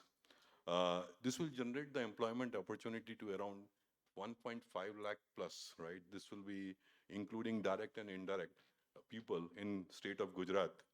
Our focus area this time is a solar PV, advanced batteries, which is best, green hydrogen and specialized materials, right? Which include carbon fiber and composites. So these are the areas where currently we lack the production. We are basically importing most of these materials in the country. Jamnagar will evolve from the largest hydrocarbon hub to the India's premier producer of the green energy and advanced materials. The question is that are you competitive with respect to China, and why, if not, why? See, in all our product, we face the global competition. We face significant headwinds from the unfair trade practices, especially from the China. See, if you look at our plants, we are always are the global size, and we run them very efficiently to make sure we remain competitive. But if you have the unfair trade practices like, interest-free working capital, which is given in China, export subsidies which are given, VAT refunds are given on the products where there's no VAT as such. And they have a heavily subsidized, right, freight and labor, right? Benefit from the deferment of the loans, right, which are supported by state. So, these kind of things are there, which, makes it very difficult to compete with respect to the China. And then, of course, if you look at the Middle East and the US, right, they have a feedstock advantage. See, Middle East has got a gas, which is given at a very low rate. I will not say subsidized because their cost of production is so less, but it is given at a very low rate to the industry. And then, of course, the US has the advantage of the shale gas. So that is also, produced at a very low cost, and they are able to take that advantage. So in our petrochemical sector, we face a lot of headwinds and a lot of things from these two countries. Then, of course, free trade agreements, right? India is a large market for the global players, especially when you look at the commodity players. FTA provides them a great opportunity to put their product in the country. See, and this is where we don't have a level playing field, as I told you, in terms of the feedstock and all, in terms of the power cost and logistics and other issues. So it becomes highly competitive. If we don't have a protection, it becomes very, very difficult for a company like Reliance even to, compete with the global imports which are coming into the country. Now, are you export competitive? Right? So Reliance is globally competitive. We export our product into the hundreds of countries. Free trade opportunity create the opportunity for downstream players. Like you have a textile, plastic product exporters and all those things.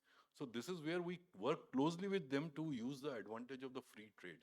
We are for the free trade. We want the free trade to happen.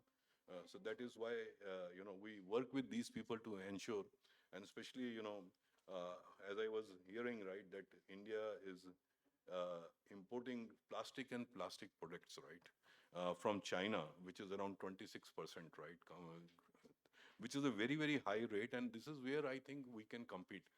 We have a capability to compete, but provided, we have a support, right, which is coming in. So what exactly we are looking for? Number one is what we always look for, what Adyaji said was a policy stability. We need to have a long-term stable regulatory regime because these are the massive multi-decade investments, right? Especially what Reliance does is billions of dollars of the investment. So if you don't have a visibility, long-term visibility on the policy, it may, this thing. Then of course the quality standards.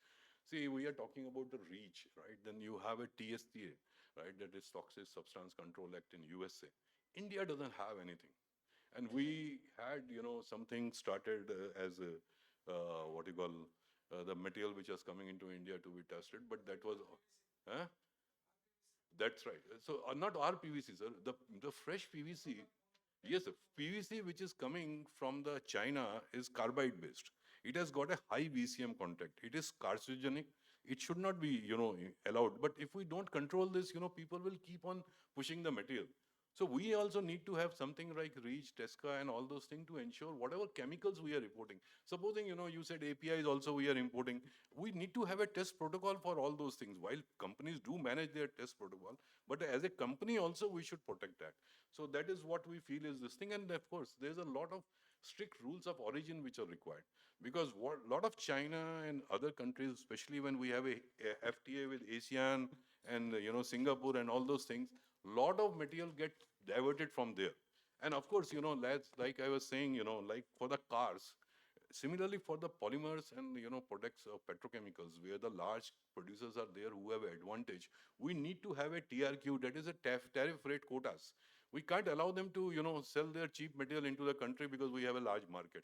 So these are the few suggestions which we have, right? We get a lot of support from the government. It's not that we don't get the support, but these are the important things which is required for the India, and that's how we believe that we can do some service to the country.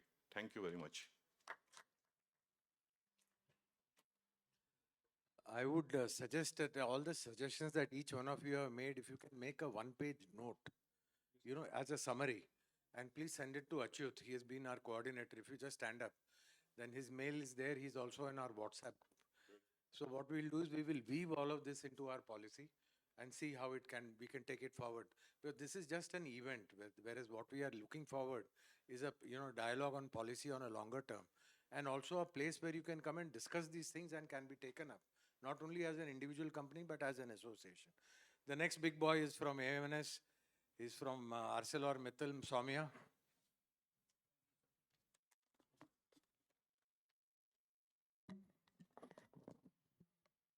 Good afternoon, everyone.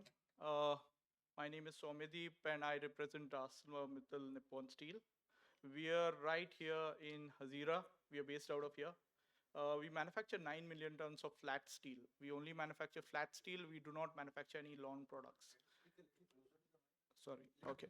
Hello. Yeah. We are manufacturing flat steel products, and these steel products we manufacture hot rolled, cold rolled, coated pipes, heavy plates. But to understand this better, I would suggest just visualizing what are the products and the applications of this, right? So we are manufacturing steel for the white good industry, which is like your home, you see your refrigerators, your washing machine, and all this. And I'll come to why I'm making you all go through this phase, right? Why we are talking about applications. So then after that, you come out of your home and you see these automotive cars, two-wheelers, three-wheelers, etc. Moving around. On the roads, there are bridges, there are everything. So everywhere there is steel which is going on over here, right? And about a decade, 2 decades ago, most of the steel was imported. Today, things have changed. There is a lot of indigenization of these products contributed by the steel industry. And we are very happy to share that we've been able to, contribute to this. So ArcelorMittal, Nippon Steel, both the parent companies are global giants in terms of the steel technology. So one of the points that our mentors said was, when you import, or let's say when you are importing something, are they giving you technology? At ArcelorMittal and Nippon Steel, we are getting that technology to India. We are bringing products which are the best in the industry. So let's say example, automotive. We are bringing products which are like galvannealed, only being imported. High strength steel, extremely high strength steel. We are going to be making extremely high strength steel which is being imported.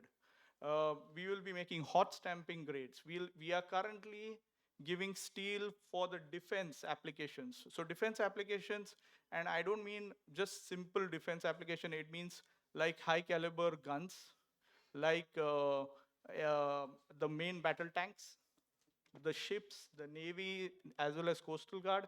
And now we have even done with collaboration certain applications of submarine steel. So the idea is this, that we are trying to ensure that less and less amount of imports come into the country. Having said that, last year we had 63 lakhs or 6.3 million tons of imported steel coming into the country. The fortunate thing is this, that every second year, India is adding more capacities. So if you see India's capacity was about 62 million tons in 2010. Today, we have reached 170 plus. So you can see in a very short time of 15, 16 years, we have actually grown in almost double, if not triple, close to triple. Yeah. And the same thing is happening at ArcelorMittal Nippon Steel. By the end of this year, the 9 million tons will become a 15 million ton unit.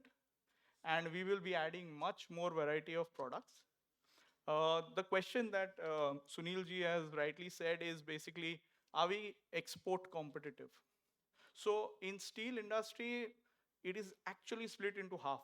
Okay, so like if you take a circle and split half of it is only being produced and consumed by China. The rest is the entire India, the world. Okay, so we are very much competitive with the other half, but we are still not competitive with respect to China. And the reason why that is so is rightly said by Rajesh, where unfair trade practices hinder our business, where we cannot compete with things which are unethical or not in the modern space. But other than that, let's say if we remove that China portion, we are very much competitive.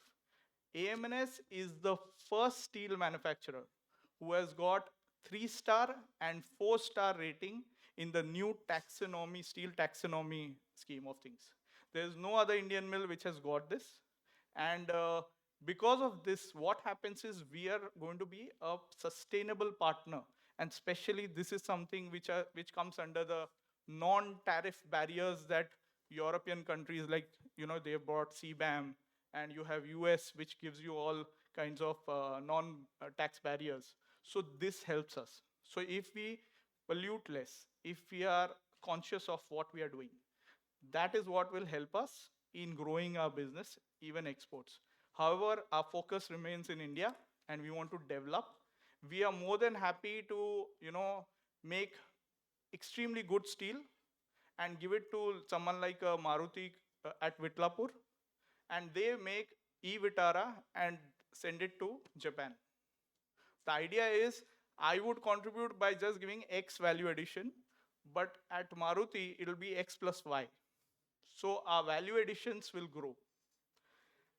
The other thing is this, that when we look at how competitiveness gets improved in any country, one of the best model is China, where you can understand uh, there are things like, so there are negative things to China, but there are positive things too, and that is their manpower, their capability enhancement, their training, their skill, and also their efficiency. This is something that we are also working on. We have an institute called NAMTech, where we are skilling young BTech and MTech students who can be ready for Industry 4.0, the latest of technology. And this institute of ours has partnerships with MIT, TUM, and all the leading technology partners in terms of education. So ArcelorMittal Nippon Steel is not just bringing technology in terms of product, but also in terms of skill. Thank you. Thank you. Very, very good insights. I think, Ajay ji, we will request you at the end of the session to comment upon what do you feel about these unethical practices from China, and what's the practical way of dealing with it. So I think I'd like to announce that the yeah, no, but you are right. I mean, we have to find within the structure, but abhi WTO nahi raha hai. You can do whatever you want under the system. Anyway, so happy to announce that we have been informed that the Honorable CM will be joining us. Until such time he comes, we will continue. He will come, he will interact with you, and once he goes, then we'll continue with the session. So we will complete the round. And since we started late, we have the liberty to go, instead of finishing off at 5, we can take it to 5:30, but make sure that everyone has a chance to express whatever they have prepared. So, Smith. So he's another one who has done very good things, and this is the lab-grown diamond. We are in the city of diamonds, and this is the first successful venture in lab-grown diamonds. And we are very keen to hear your success story. It's a new generation enterprise. Thank you so much. Firstly, thank you for having me on stage. My name is Smith Patel. I'm the director of Green Lamp Diamonds. Our family has been manufacturing diamonds in Surat since the past 60 years. And in 2017, we saw lab-grown diamonds for the first time and believed that's the future of diamonds. And we went all in per se. The lab-grown diamond industry has really expanded a lot in the past few years. Just giving you a few figures. 4 years ago, we exported 3 million carats as a nation, then 7 million, then 15 million, and this year, almost 25 million carats have been exported from India of lab-grown diamonds. Also, to give you a kind of a substitute scenario as well, we imported $15 billion of natural diamonds 3 years back, and today we have reached $10 billion. And this is all happening without losing any jobs, and the industry being a complete net positive. So that's a wanted to add a little rosy picture as well. Of course, there are going to be a little more competitiveness from the world as this industry expand. Today, even in lab-grown diamonds, we're importing 60 million carats of rough diamonds and producing 40 million carats. And I think that 71% of growth potential is still there with Gujarat because we have the ecosystem. The reason why Gujarat and Surat was selected as a hub of lab-grown diamond is because of the ecosystem of the skilled artisans that has been created years and years in the making. And that competitiveness cannot be challenged by many countries who have tried and failed. So that is a very positive thing. So now to maintain the ecosystem, there are a few things that we are trying to do. Our factory runs at a 35 megawatt solar and a wind power model where we use complete green energy. Of course, we want to expand that to 70. We want to expand that as much as we can. So we would request to have an industry-specific solar policy that can really help us drive competitive futures. This industry is also, just the beginning. We have the power of diamond in our hand. Tomorrow there's going to be a small seminar about, beyond jewelry, how the CVD technology that we have developed can be used beyond jewelry. That is going to be the complete new future. And if we play our cards right, if we invest in R&D, and if the support is there, we can definitely take this industry that is only working in gems and jewelry to the future of material. So of course, it's very easily said, but from silicon to silicon carbide and now diamond, that can be the near future of what technology we are talking about. The power of diamond in our hand is a very positive thing, as the material itself has amazing capacity. We could never mine it and control it. Now we have the capacity and the power of controlling the growth of diamond and including single crystals or polycrystals, and that technology, we are very proud to say, is being developed in India itself. Even in terms of components, there were like 20-30% components that were imported for the machinery, and today India is working in a trajectory where we are almost 0% dependent on imports for the machinery of this technology as well. Of course, we have to stay ahead of the curve. It's a sunrise industry in which there's going to be a lot of development that happens in the near future, and we just need the support to make sure that we are ahead of the curve in all states. So yeah, the 60 million carats that we are talking about is mainly coming from China. Luckily, there are two technologies of lab-grown diamonds. Just to give you a small technological brief, one is HPHT and one is CVD. CVD is where we believe the future lies, and China has a lot of HPHT machineries because they started very early. Uh, Luckily, we are competitive in the CVD technology, and the teams like IIT Madras are working on technology development, indigenous technology development of the HPHTs in India itself. So in the future, we will not be able to, we won't be depending on HPHT from China as well. Thank you. Story of success, story of growth. And this is what happens when a very mature ecosystem has to adapt completely. The readiness is just that one element of technology. કારણ કે ઘસવાવાળા આ diamond બને artificial એ એવી રીતે જ ઘસે છે જેવી રીતે ટ્રેડિશનલ ડાયમંડને ઘસવાનું હોય. એટલે that entire ecosystem where we are producing 90% of small diamonds is available for artificial also. So I think we have this as a very sunrise sector for Surat and maybe all over the place.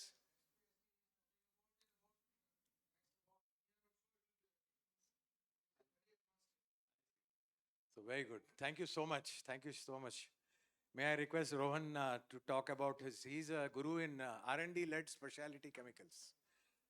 गुरु नहीं चाहिए तो कुछ और नाम दे देते हैं आपको, लेकिन अच्छा काम कर रहे हो तो. Good afternoon. Thank you for giving me this opportunity. My name is Rohan Desai. I am a co-founder and director at Aether Industries Limited.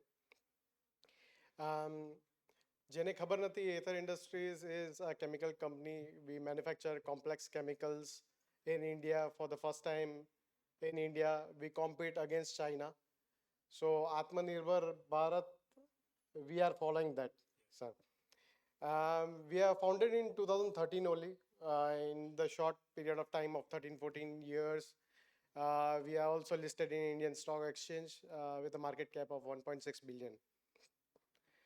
We see a huge opportunity in the chemical industry. Chemical exports is $160 billion. I will not bore you with the numbers, but there is a trade deficit of $30 billion. And we are growing at a CAGR of 10-11%, which is more faster than the growth of our GDP. We are not competitive against China because of unfair practices, which was earlier told by our panelists. We are not competitive because we are not compared as apple and apple. There are many benefits like subsidies given to the Chinese companies. You are exporting, so your interest rates are different. You have so many disadvantages. We have imports which are coming into India, which is at 7.5% from China, which helps us. But for being Aatmanirbhar, we need to have differentiated structures in place. We are also growing at a CAGR of 10% plus. So essentially in the next in a decade time, we will more than triple our exports from India. If you're talking about exports, we are very competitive in exports because we are competing against China, but we focus on core competencies of chemistries and technologies which is quite differentiated. So we started our company with research models. We did R&D for the first 4 years, essentially did not earn anything out of it, did not generate any revenues. So what we request to the government is giving some subsidies. One, second, some benefits if we are research organizations, if the some kind of benefits are given for a research-led organization. We are also looking, interestingly, 46% of the exports which are happening in chemical industry is coming from Gujarat. So we would really request the government of India for chemical parks which are located in Surat, Dahej, Vapi region. Targeted PLI schemes are there for various 9 industries, which includes API industry, that is pharmaceutical. But nothing is for specialty chemicals or chemical industry. If we can introduce that, that would help us quite a lot. And the third is the model which can motivate us to backward integrate and forward integrate at the same time. So if we have some solution or some system which can which can enable us to backward integrate and forward integrate on a faster basis scale and achieve economy of scale, then it would be a great advantage for the chemical industry. Thank you very much. Thank you. Thank you very much. There is one company that is blazing the trail for R&D and new products. Now we have Solex, another giant in solar energy. Go ahead, Vipul bhai. Good evening, delegates, policymakers, and the co-panelists. I'm CA Vipul Shah, promoter and director of Solex Energy Limited. We are a solar company engaged into manufacturing of panels. So just to give the perspective, at September 22, we were at 700 megawatt, and October 25, we are at 4 gigawatt. And you know, the industry is going at such a great speed, and all thanks to the policymakers. Like, you know, this is one of the sector where government has understood what are the gaps and how we can fulfill it. And it is a perfect model of what Hadiyaji said, PMP. So like, you know, first to give perspective about Solex, like, you know, we believe in sustainable growth and overall growth. So generally, if you go in factories in Gujarat, you see people working from non-Gujaratis. But fortunately, in our factory, out of 2,200 manpower, 70% are tribal ethnic workforce from the nearby tribal area. So this is what we believe in giving back to the society. Now, when it comes to the scope, like as it is declared by 2030, India wants to reach to a target of 500 gigawatt of renewable energy, and almost 60-70% has been contributed by solar. So you can see there is an immense opportunity for solar sector. We started with panels, and now the backward integration part is started. So at Solex also, we have announced our plan for 5 gigawatt of cell manufacturing. The total plan is 10 gigawatt, and then we are planning to venture into wafer and ingots. Now, when it comes for opportunity in Gujarat, we can proudly say, like everybody coming on the stage, they are saying that Surat is known for textile and diamond. But now everybody, maybe after this event, everybody can tell that Surat is known for its solar also. Because almost 50-55% capacity of panel manufacturing is in and around Surat. Similarly, the entire ecosystem for cell line, almost 20 to 30 gigawatt of cell line project is been announced. We have already created 22,000 jobs in Gujarat, and another 30,000 jobs will be created in the sector. This is the potential of the sector for Gujarat and for the country. Now coming up to the the question like the import substitution. So if you compare, like what the government has done, we have understood that in China they are giving power at maybe at 4 rupees. Here we pay 9 and 10. Similarly, they are giving export incentives of almost 9 to 10%. Similarly, all the other benefits are there. So what government has done, they have identified that they cannot stop China, but what they can do is, so government has introduced ALM. So like, in 2019, the panel manufacturing capacity was around 8 to 10 gigawatt. You remove the 2 years of Corona period. So just 3 to 4 years, we have a capacity of 170 gigawatt. we can proudly say that at Solex, we are amongst only few companies in the world who manufacture for Chinese giant who have individual capacities of 120, 150 gigawatt. So as sir said that when we talk of quality, like when the engineers come and they vouch our facility, we get zero MOCs or zero observation and in the first go, and sometimes they adapt what practices we are following. So so where the government has given us support and we have proved that we can be competitive. Secondly, then again, the government schemes of PM Suryagar, PM Shakti, PM Kusum are amazing schemes, and it has contributed to the overall this. When it comes to exports, so wherever where there is a restriction on China, or where the people believe in China plus one, or whether some other restrictions on China, obviously India can give better quality of modules or at par with them, and with the entire supply ecosystem. So like when you talk of modules, now people have started manufacturing glass, EVA sheets, junction box. All the manufacturing is happening in Gujarat and other parts of the country also. And now wafer and ingots, that is the forward journey. So the entire ecosystem and the entire supply chain is being targeted. So there are immense opportunity from government side. Like everybody has covered the major factors, but as everybody will vouch upon it, so the major problem in Gujarat is for land. So big players, so like Dholera is not for everybody. So we need to have some dedicated clusters. So like as has been done by MP, like Narmadapuram 1, Narmadapuram 2, they have been huge success, because for solar we require huge quantity of water. So like just for 2 gigawatt of cell manufacturing, we require 2 mlds of water daily. So huge water requirement is there. 20-25 megawatt of power is there. So the support what we want from government is availability of water and power. As Gujaratis, we know we'll manage land and everything. And as sir said, that Gujarat has that robust ease of doing a business and everything. So if water and power is available and at concessional rate, I think so the journey is phenomenal. So thank you. And sir, last at the least, because top policymakers are here, sir, like ALM was, was announced in 2019 and it was implemented in 2023.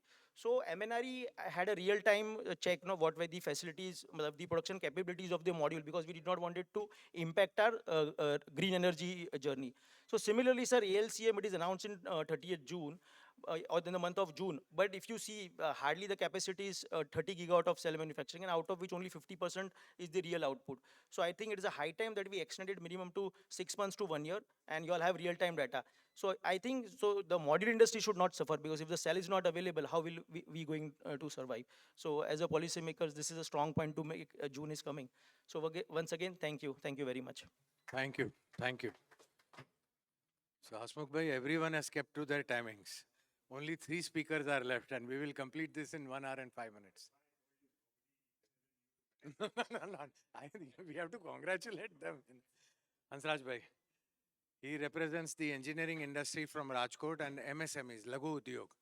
How do they see the opportunity? નમસ્કાર બધાને. ગુજરાત સ્થાપના દિન, ભૂત પૂર્ણિમા અને ખાસ આપણી industry સાથે જે લેબર જોડાયેલા હોય છે, તો વર્લ્ડ લેબર ડેની બધાને મંગલમય શુભકામનાઓ. મારું નામ હંસરાજ ગજેરા છે. મેન્ટેનન્સ, પ્રોડક્શન, R&D આવા એન્જિનિયરિંગના વિવિધ આયામોમાં જોબ કરી અને પછી મેં મારો પોતાનો વ્યવસાય સ્ટાર્ટ કરેલો. ગવર્મેન્ટમાં પણ જોબ કરેલી છે. ગવર્મેન્ટમાં જવાબદારીપૂર્વકની એક અધ્યક્ષ તરીકેની જવાબદારી પણ નિભાવેલી. અત્યારે લઘુ ઉદ્યોગ ભારતીમાં ખાસ કરીને અત્યારે જે કંઈ આપણે વાતો થઈ એ મોટી ઇન્ડસ્ટ્રીઝ, મોટા સ્કેલની વાતો થઈ. પણ અમે ઇમ્પોર્ટ્સમાં જે કોમ્પિટિટિવનેસ, આપણે જાણો છો, ખબર છે બધાને કે રાજકોટ એક એવું સિટી છે, મોરબી એક એવું સિટી છે, જામનગર, ભાવનગર, સૌરાષ્ટ્રના એવા સિટી છે કે જે ઓલરેડી ગુણવત્તાસભર પ્રોડક્ટ બનાવે છે, ચાઇનાને હંફાવે છે. બધા વિવિધ જે દેશોની અંદર છે, એક એવો દેશ ને એવો કે જ્યાંથી ત્યાં ખરીદી ન કરતા હોય. તો સાહેબ ભાદુ સાહેબ, અમે 2019ની અંદર 400 આઈટમનું અમે એક એક્ઝિબિશન રાખેલું કે જે ટોટલી વિદેશી આઈટમો હતી. અમારા ઉદ્યોગકારોને બતાવેલા કોરોનાનો કાળ હતો એટલે બધા ફ્રી જ હતા બધા.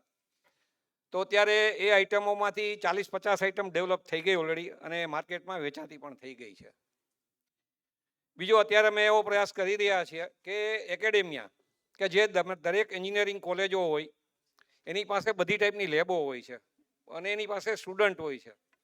તો આજના સમયની અંદર મેન્યુફેક્ચરિંગ ક્ષેત્રની અંદર આપણો આવડો મોટો દેશ છે, તો અમે એ પણ સ્ટડી કર્યો કે મેન્યુફેક્ચરિંગ ક્ષેત્રની અંદર આપણું યુથ ઓછું જાય છે અને એનો વિદેશનો મોહ છે, તો એને કેમ અટકાવે? તમે દરેક કોલેજોની અંદર જઈ અને સાહેબનું જે મિશન છે કે જોબ ગિવર બનો, જોબ સીકર નહીં, તો એના પણ પ્રયાસ કરીએ છીએ. અત્યારે એવીપીટી એન્જિનિયરિંગ કોલેજની અંદર અમે 5 આઇટમ આપી છે કે કોમ્પિટિટિવનેસની અંદર એ આખું જે પ્રોડક્ટ છે એમાં ખાસ કરીને તમે જે કીધું એટલે મેં પહેલાં અમે આખો સ્ટડી કર્યો છે કે આપણા દેશની અંદર વધારેમાં વધારે આઇટમો કઈ આયાત થાય છે. મોટી આઇટમોમાં તો અમારા લઘુદ્યોગોનું કામ નથી, એટલે લઘુદ્યોગો કઈ કઈ આઇટમો બનાવી શકે એની અમે યાદી કરી છે. એમાંનું એક મોટું અનઓર્ગેનાઇઝ સેક્ટર છે કે આપણે દરેક શહેરની અંદર ચોરે ચૌટે લોકો બધું કંઈ ને કંઈ વેચતા હોય છે, રમકડા હોય છે, આ તે બધું. એમાં અત્યારે 5 સેક્ટર અમે સ્ટડી કરીએ છીએ. એમાં ટોયસ છે, પાવર એન્ડ હેન્ડ ટૂલ્સ છે, આવી બધી આઇટમો કેવી રીતના અહીંયા ડેવલપ થાય એના અમે એની અવેરનેસ કરીએ છીએ, એની આખી R&D અને વગેરેની કરીએ છીએ. રાજકોટની અંદર એક વખતનું આપને ખબર છે કે કોમ્પિટિશન કેમ થાય કે લિસ્ટર ને પીટરના એન્જિન જ્યારે બ્રિટનવાળા બનાવતા હતા, એક સમય એવો એટલે એ લોકો અહીં સ્ટડી કરવા આવ્યા. કિર્લોસ્કર એન્જિન અત્યારે ત્યાં બનાવતું, પૂનામાં બનતું હતું, એ અમારે એટલી હરીફાઈની અંદર એને અહીંયા અમારે ત્યાં આવવા પડી ગયું. અત્યારે તમામ ટ્રેક્ટરવાળા અત્યારે એના ત્યાં પોતાના યુનિટ ચાલુ કરી દીધા છે. એટલે કે હરીફાઈ જે આપણે આજનો વિષય એ જ છે કે કોમ્પિટિટિવ કે કોઈ પણ પ્રોડક્ટમાં આપણે ડેવલપ કરીએ તો એક તો કોસ્ટ ઇફેક્ટિવ હોય, એની ક્વોલિટી હોય અને ઇન ટાઈમ ડિલિવરી. આ ખૂબ જ ત્રણેય બાબતો મહત્વની છે અને આ દેશની અંદર આપણું ન્યૂ જનરેશન આવી રહ્યું છે. હું રાજકોટ નાગરિક સહકારી બેંકની અંદર છે એટલે મને આખા ગુજરાતની અંદર ક્યાં ક્યાં કેપિટલ મશીનરી પહેલી જ વાત થઈ કે વધારેમાં વધારે આયાત કેપિટલ મશીનરી થાય છે. એટલે અહીંયા જ્યારે સુરતની અંદર મેં ફાઇનાન્સ કરતા હોય લેબગ્રોન ડાયમંડની આખી મને એ ખબર છે, મેં ઘણું બધું હવે ફાઇનાન્સ એમાં લેબગ્રોન ડાયમંડમાં કર્યું ને એનું કેવી રીતના વિકાસ થયો આખો બધો. એટલે આપણા અહીંયા સ્કિલ છે અને ડેવલપ કરવાની એક તમન્ના એવું હોય છે, પણ ઘણા બધા પરિબળો એવા હોય છે કે આજકાલ મેનપાવરનું ખૂબ જ શોર્ટેજ છે બધે. અને આની આપણને મેનપાવરની એટલી ખબર છે કે જ્યારે કોરોના આવ્યો ત્યારે મેં ત્યારના CMને ધ્યાન દોર્યું હતું કે અહીંથી લેબર બધું બહાર ગયું હતું, પણ બહારથી આપણે કોઈ આવ્યા નહોતા. અત્યારે બધા જુદા સેક્ટરની સાથે એ વાત નથી કરતા આપણે, પણ ઇમ્પોર્ટ્સમાં કેવી રીતના વિકાસ કરવો. એટલે આપણે R&D બિલકુલ અહીં ઓલરેડી આપણે છે જ નહીં. ચાઇનાની અંદર R&D છે, આપણે જોઈએ છીએ કે એ તમે આજે આ કરશો કાલે નવું ડેવલપ કરી લીધું, વળી પરસો તમે નવું ડેવલપ કરી લીધું હોય. એટલે આપણી પાસે રિવર્સ એન્જિનિયરિંગ સિવાય બીજો કોઈ વિકલ્પ નથી. એટલે આપણે સરકારમાં સાહેબ આપણે એ ધ્યાન રાખવું જોઈએ કે આપણી પાસે યુનિવર્સિટીઓ છે, બધી કોલેજો છે, તો એકેડેમીમાં બધા ઇન્ફ્રાસ્ટ્રક્ચર છે, પણ જુદી જુદી પ્રોડક્ટની અંદર R&D એ સાથોસાથ થતી જાય, નવું નવું સંશોધન કરતા જાય. હવે આજના કાલના સ્ટુડન્ટો પાસે એ બધી સ્કિલ છે, તો આ વિષયોને પણ આપણે ધ્યાનમાં રાખી અને જો ધ્યાન રાખશું તો આપણે જે અત્યારે ચિંતા કરીએ છીએ તો એમાંથી આપણે આજે એની ફલશ્રુતિ પામી શકશું. અને રિઝલ્ટ અમે સાહેબ અહીંયા અમારો મિનિયા એવો છે કે અમે હરીફાઈમાં તો એકારે અમે 2-5 કંપનીઓને હારે ડેવલપ કરીએ કે મારે સાહેબ કરે છે તો હું કામ ન કરીએ, હું કરું તો સાહેબ હું કામ ન કરીએ કે. અને અમે જાજુ પછી બહુ વિચારતા નથી અને સીધા પ્રોડક્શનમાં જતા રહીએ છીએ અને માસ પ્રોડક્શનમાં જાય છે. અમારે ત્યાં આખા ક્લસ્ટર બેઝ આખા એવી રીતના ડેવલપ થયા છે. એટલે મોટા હવે અમારે ત્યાં ચાઇનાવાળા આંટા મારતા હોય છે હવે કે ભાઈ આ પ્રોડક્ટો કેવી રીતના ડેવલપ કરે, શું કરે છે એવી રીતના. તો આજે ખાસ કરીને જે આપણા સેમિનારમાં ઉપસ્થિત થયા છે, જાજી વાત નહીં કરતા, કે જે આપણા દેશની અત્યારે જરૂર છે, આપણે સંયુક્ત રીતે આજે બધી એની ચિંતા કરીએ છીએ કે ભાઈ આપણા જે હરીફ દેશો છે જે પરિસ્થિતિમાં હતા એ ગઈકાલે એ લોકો એમાં જ હતા. ચાઇના, તાઇવાન, કોરિયા, જાપાન કે જે વખતના યુરોપમાં એની પર આધારિત હતા ને એને લોકોએ જે કંઈ રીતના ડેવલપ થયા ને ખાસ કરીને રિવર્સ એન્જિનિયરિંગ અને R&Dમાં એ લોકોએ કર્યું. એક વખતનું જ્યારે આધિયા સાહેબને ખબર હશે કે ભાઈ આ યુરોપ અને એને એની પાસે આખું એક ઓર્ગેનાઇઝેશન ડેવલપ કરી અને સારી જે આવતા દિવસોમાં કેવી જરૂરિયાતો ઉપસ્થિત થાય એની R&D અને એની ટેકનોલોજી એમાં એ ડેવલપ કરતા જાય છે અને એના મોટા પૈસા એ કમાતા હોય છે. તો આપણે પણ એ દિશામાં આગળ વધીએ. વધારે સમય નહીં લેતા, અસ્તુ, વંદે માતરમ, ભારત માતા કી જય. Thank you, Hansraj bhai. You are the spokesperson for all the MSMEs and their challenges. Next we have is Vivek. Sorry, am I correct? Yeah. Vivek bhai from a company called Merrill. They are one of the largest medical device producers based out of Surat. The stents you use, the salia that you put in your, everything is coming from his company. Thank you, sir. Good afternoon, everyone. I'm myself Vivek Shah. I'm CEO for Merrill Group of Companies. As sir mentioned, we are into medical devices, specialty medical devices as well. As we talk about the knee replacement, hip replacements, cardiology range of products. We are into endosurgery product range. We are into diagnostics. I think these are our four divisions where we are currently doing the major business. But over a period of last 17 years in devices, as we were the first one to enter into the cutting edge technology in devices in India. Now with more than 800 to 900 R&D people, we are entering into many other verticals and developing latest medical devices into urology, dental, ophthalmology, oncology, robotics, and many more. So we will be like a 50 plus billion, vertical company very soon, and we are very happy and proud to say that we are exporting in more than 150 countries globally, and our operations is there in more than 150 countries, and we have more than 40 subsidiaries established globally where we have our local operations. So it is very important that we have to produce the quality implants, because these implants goes inside and implanted inside the patient body, and it has to perform well. I would like to mention here and congratulate Vibrant Gujarat, where our theme of working is also similar, because when we started in India, there were hardly 150 districts where the devices were available. The access was not available to doctors, access was not available to the patients, and especially into the tier 2 and tier 3 cities where it was very difficult for patients to get treated, especially for knee replacement, hip replacement, and in the cardiology segment. So what we have now started is aspiring to go to every district of this country, and we are creating access, creating availability, and creating products which is more affordable to the patients in every district of this country. So we are now having our business operations in all 784 districts of this country. We have our local business partners, so we are creating opportunities for business to the young entrepreneurs, and we are utilizing the ecosystem of pharma, where because pharma distributors or the channel partners were already there, so we are making them our channel partners for devices, and they are creating the access for patients, for doctors, for hospitals in every district in the country. So I think it is very important, and when we talk about the market size in India, today it may be around 25 to 27,000 crores of devices, which is a market, and as per the government numbers, we can say that it's going to be a $50 billion market size of medical devices in next 3 to 4 years of time. And this market itself is pretty huge, and we feel that if we develop homegrown technologies with our innovation and R&D, and if we have the access in every district of this country, I think we can do wonders. And when we started the business in 17 years back, 95% of the cutting edge devices were coming from outside. It was being imported mainly from US and the European countries, not from China. China is dominant mostly into the consumable items. But today I can say that we have reduced that import dependence to 60 to 65%. And we are very confident that once we have our 50 verticals operational, all our products of devices, once we are there in the market in next 18 months, I think within next 5 to 7 years of time, we will reverse that statistics, and 90% of the devices being made in India will be used in India, and we will be exporting to the global market. I think this is what we are aiming towards.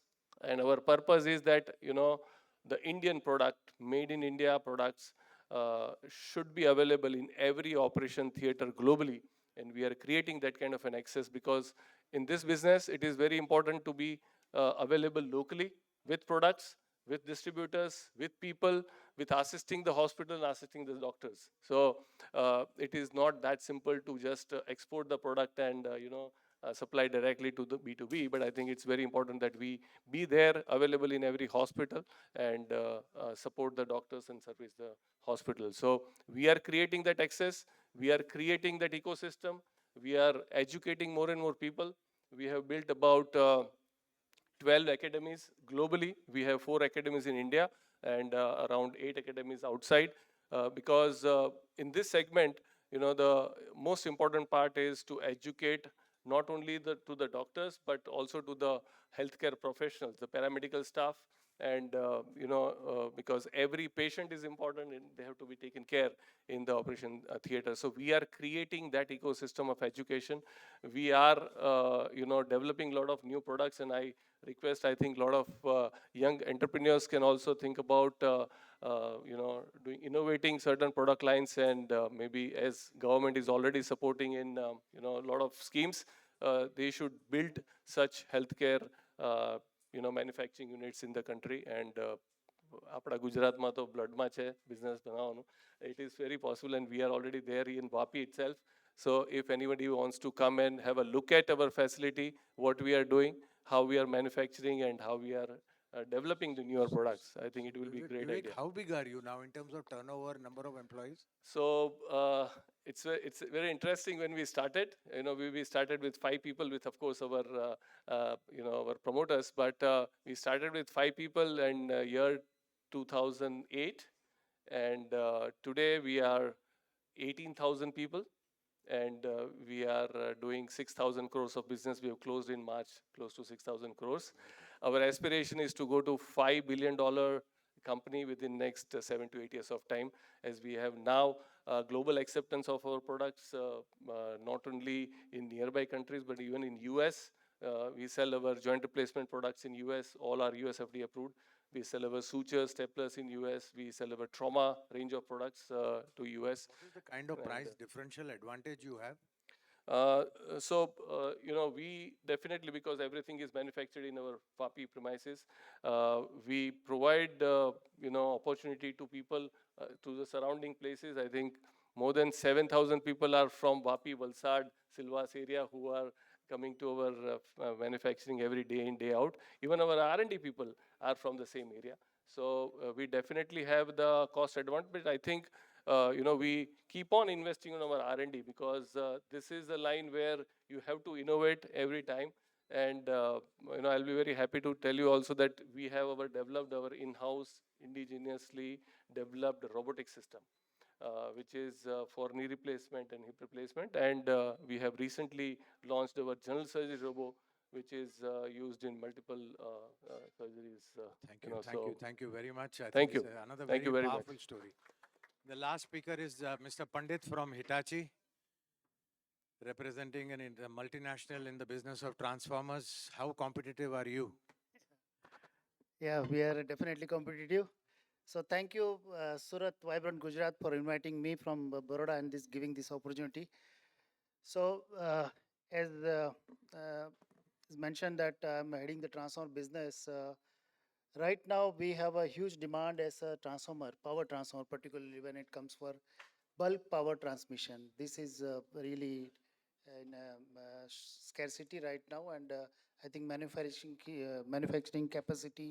capability, supply capability, engineering capability, this has been put on the priorities. Just to give the reference to what we have done in terms of Aatmanirbharta, we are almost exist in Baroda since '64. We started with a switchgear business, switchgear, air blast switchgears, air brake, oil brake switchgears. But then transformer came it in 96. But before that, switchgear was 100% parts were imported from European factories. Now we are supplying almost 70% to European factories. These factories are called as a feeder factories. Our transformers initially were designed by people sitting in Switzerland and Sweden.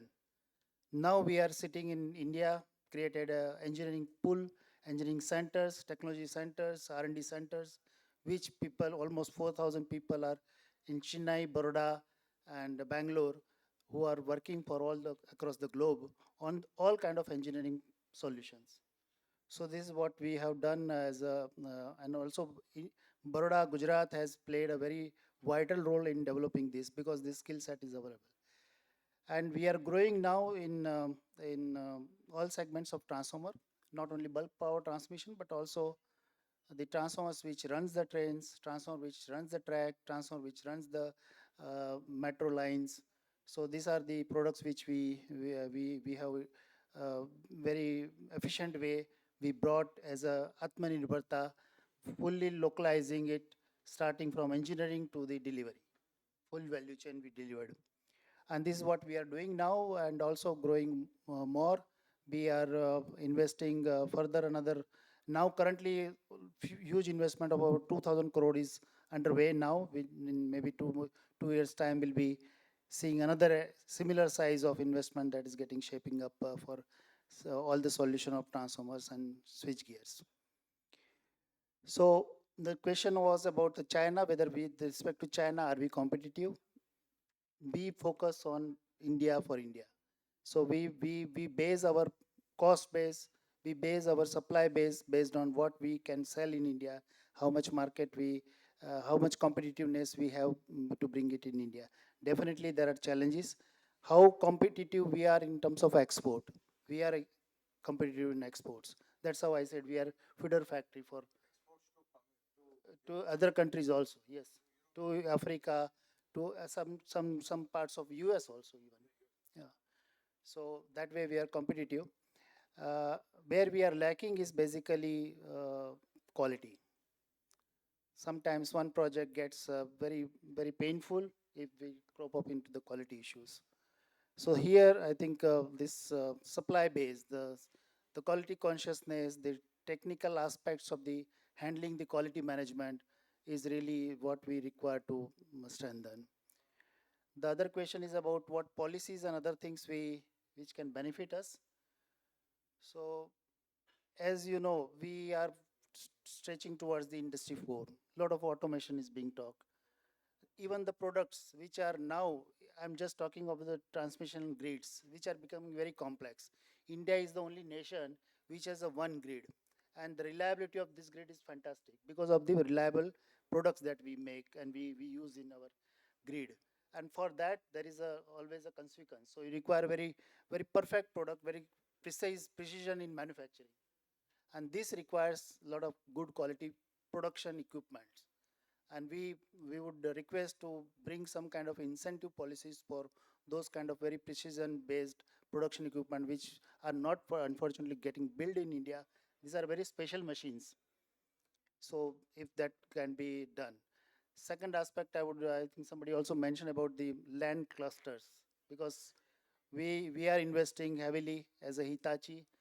I think Hitachi is known about different verticals, and I think a lot of focus is being given by our company as a India. Gujarat is also becoming priority. We bring a lot of things in Gujarat, but then land is a challenge. We a recent project which took a lot of time, but finally we had to settle with the private land, and maybe the next opportunities will be there. So if we get good support on that, that will help us going forward. That's all from my side. Thank you, Mr. Pandit. So that comes to a closure of 12 different opinions, 12 different verticals, and all the sectors. Now, what is the position with regard to arrival of Chief Minister? In 10 minutes. So we have a little time. So, Badhu Sahab, we want you to comment. There were 4 companies that said China practices unfair on 4 aspects, and you heard all of them. What do you think we should do? Bhaiya, AC band ho gaya kya? Okay. Well, यहाँ heated discussion हो रहा है, you know. No, definitely, for example, giving the example of the steel, for example, we are moving on from 170 million tons and trying to move on to 300 million tons. China already is sitting on 800 million tons of steel, which they don't know where to dump it. So obviously, one immediate solution is that we have to strengthen our trade defense. So, for example, in steel, what we have done is that we have immediately increased as the the relative value of the steel also went down, we immediately increased the anti-dumping duty. Just to give you another example, very serious example in the sense that APIs, we had about PLI scheme on about 6 APIs, 6 to 8 APIs were, and we seen the trend in the last 3-4 years, as we have given PLI scheme to say one of this broad spectrum antibiotic is there. So we had given the augmentin. We had given this PLI and we started seeing that all the APIs from that augmentin, China started dumping, the price started going down. So the API, the PLI beneficiary came to us that we are, even if I produce, there is no taker now because China is dumping it. So we immediately impose minimum import price on 6 such APIs in order to, and I am happy to say, sir, entire pharma industry supported us. Even the competitors supported that, no, this is in the national interest, you go and impose the MIP, we will purchase it at a higher price maybe, but we will not allow it to be totally destroyed. So China is doing it also as part of their strategy. It is not just that they are, one is that they have so much of inventories, second is they are doing it also deliberately. Their policy is not to not let other competitive economies develop. And third is, of course, there is, somebody has already made that point, there is a lot of circumvention nowadays. China and is actually, whatever they cannot export from their side, they are exporting through Indonesia, they are exporting through Vietnam.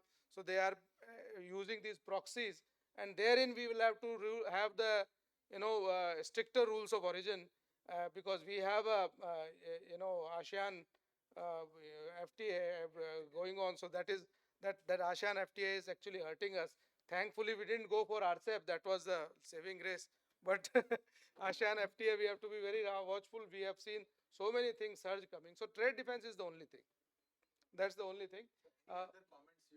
One thing that I just wanted to badly show, just the products that Adia sir had also actually told me. So we have identified certain product lines. If you can just move it ahead. Huh? If doesn't move, then so the products that we have sir identified, we have actually gone ahead and these are petrochemical. Go ahead. This is all theory now. इसके बाद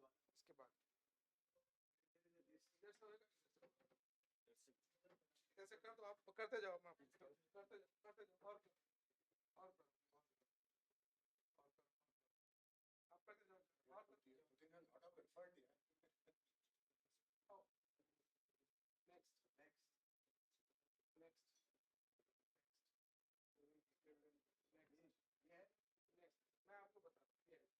So these are the 19 identified sectors. Actually, this is everybody can note. We have identified this at the level of anti-trade. We have also identified the imports here on here, and wherever we have. See, if you why we have identified this, sir, this is a low-hanging fruit because as you can see, we are also importing and we are also exporting. So we have the capacity. There, the case is not that we don't have the technology, we don't have the inputs and other things. So these are the things. Somebody has given an example of PVC. PVC, we have to be really have to do a robust trade defense because otherwise, what is happening? This residual, VCM is coming, which is actually we are using in our pipelines, even in the water supply pipelines. So which is basically it's a carcinogenic. So PVC is something we have immense capacity, yet we are importing. So these are the ones. Next. This is again another one. So total we have already identified 424. This is just the beginning, sir. This is a concerted effort now going on in Government of India. Some of the critical sectors would also be, for example, Government of India has National Critical Minerals Mission has come up. Rare earth, we are now thinking of, giving them a kind of PLI kind of support where we need to, because we are 99% dependent on 90%, 95% dependent on China. And these days the auto sector, they all are having rare earth magnets. So some of the critical ones are being supported in other ways, but this has some difficult, small issues. Somewhere the duty has to be increased. Somewhere there has to be better trade defense. Somewhere there has to be a better lab facilities. So these are all very low hanging fruits that we have already identified. and the stakeholder consultation has already been done by the DPIT, and we are going ahead with this, and actually we will be expanding this. Thank you. Thank you, Ajay ji, for that balm that we required after being told that China has done this, China has done this. So let's throw it open for Q&A. If there are any questions that you have, yes, please. जी जोरથી બોલો नहीं तो microphone पहुंच. हाँ. Manufacturing of umbrellas and technical textiles in India, and proudly we are amongst the top 3 companies globally when it comes to making umbrellas. We make approximately 3 crore to 4 crore umbrellas annually in India, and manufacture all 108 components of it in-house. So we have been in touch with China for a really long time, because obviously we had been importing a lot of things earlier from their components. So there are 3 things which stand out and why they are able to do what they are able to do. Number 1 is that if we say that they have power subsidies, incorrect. Their power cost is almost exactly the same as ours. If we say that they have export subsidies, wrong again. The drawbacks they give is of the regular GST, regular VAT, which even we have. Whenever we export, we don't have to pay VAT on that, right? So that is the benefit which they have. So this is point number 2. Where they are actually ahead from us in exports is where our policies fail us at times. Many people mentioned under-invoicing, minimum import price, but the actual place where China beats us is that they allow third-party payments for exports. So that is the whole game which allows them to do under-invoicing in the first place. Second is minimum import price system is nothing but a way of promoting money laundering again. You can do minimum duty. That is the correct way to go about it. But if you are going for an MIP, you don't know the price which he has fixed the deal with the supplier, right? That's true. That's correct. So MIP is a completely false policy, and whereas minimum duty is the right policy. Then when it comes to steel, there are many steels on which BIS is imposed right now. So maybe mine is a very small sector with compared to what all is going in the world. But in steel, what has happened is that because there was BIS, we stopped making our steel components, and we imported steel parts which are directly made from China, and the steel was not available over here. So what happens is that in the primary produce industries, if protection is given to them, the downstream always suffers. Government has been doing a fantastic job when it comes to the polyester sector recently, while the removal of BIS. That was a fantastic move. And the same should be done with most of the primary sector industries whose downstreams exist in India. Otherwise, you'll just end up giving them more and more support and lose employment over here. So as in India, where we lack is that we think primary producer first, secondary producer second. Till date, I would say up to 2 to 3 years ago, that is how our thinking was. And now we are getting on the right track. We are thinking more about the secondary producer than the primary producer. That is where the true policy change would lie. So તારી જે આટલી છત્રીઓ બનાવે છે એમાં air condition છત્રી છે? ના. ઇન્ડિયામાં ચાલતું નથી. કઈ અરે ઇનોવેશન અત્યારે બહાર જવા તકલીફ થઈ જાય. What is the name of your company? Citizen Umbrella. Citizen Umbrella. Yeah, we have our umbrella unit is located in Umargaon, and we have our technical textiles unit in Surat. 4 crore umbrellas and exporting everywhere, including China. We have done orders for China. I won't say we have exported to China, but we have done orders for China for Other countries. Other countries. Yes. Thank you for your comments. Yes, anybody? Please raise your hand. Yes, the gentleman who's wearing a coat in summer. Hello. Hello. So my name Amit Shah. I'm from South Gujarat Chamber of Commerce and Industries, Association Committee Chairman.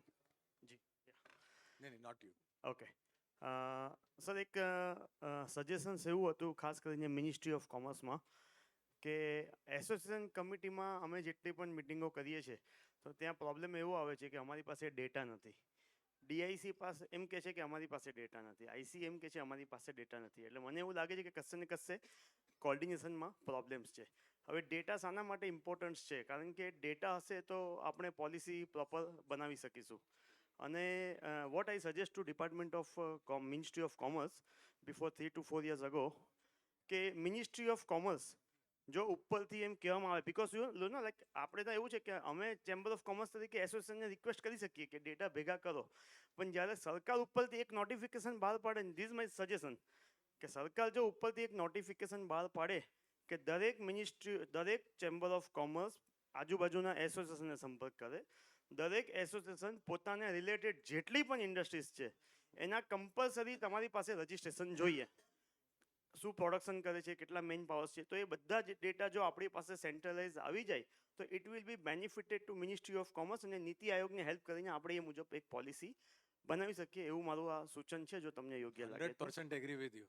દરેક એસોસિએશનમાં આ જ તકલીફ છે, really. એ તો ઉપરથી પપ્પા કે તો જ થાય, તો પછી પપ્પા બેઠા છે હવે. Thank you, point taken. બીજું એક સજેશન એવું હતું કે આપણે બહુ બધું ચાઇનાની બાબતમાં ને એમાં આપણે ડિસ્કશન કર્યું, પણ એક ટોપિક ભવિષ્યમાં એવો રાખવો જોઈએ કે શું આપણે ચાઇના પાસેથી શીખવું જોઈએ.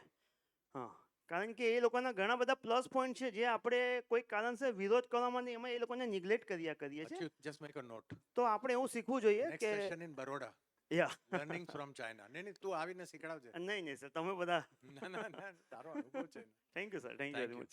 Yes. Anyone who has want to comment, any clarification, any comment, કંઈ સૂચનો હોય તો આપો.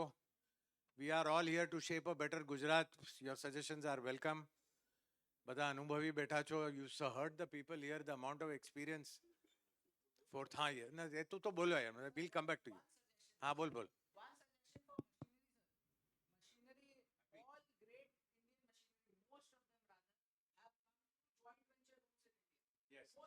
Very true.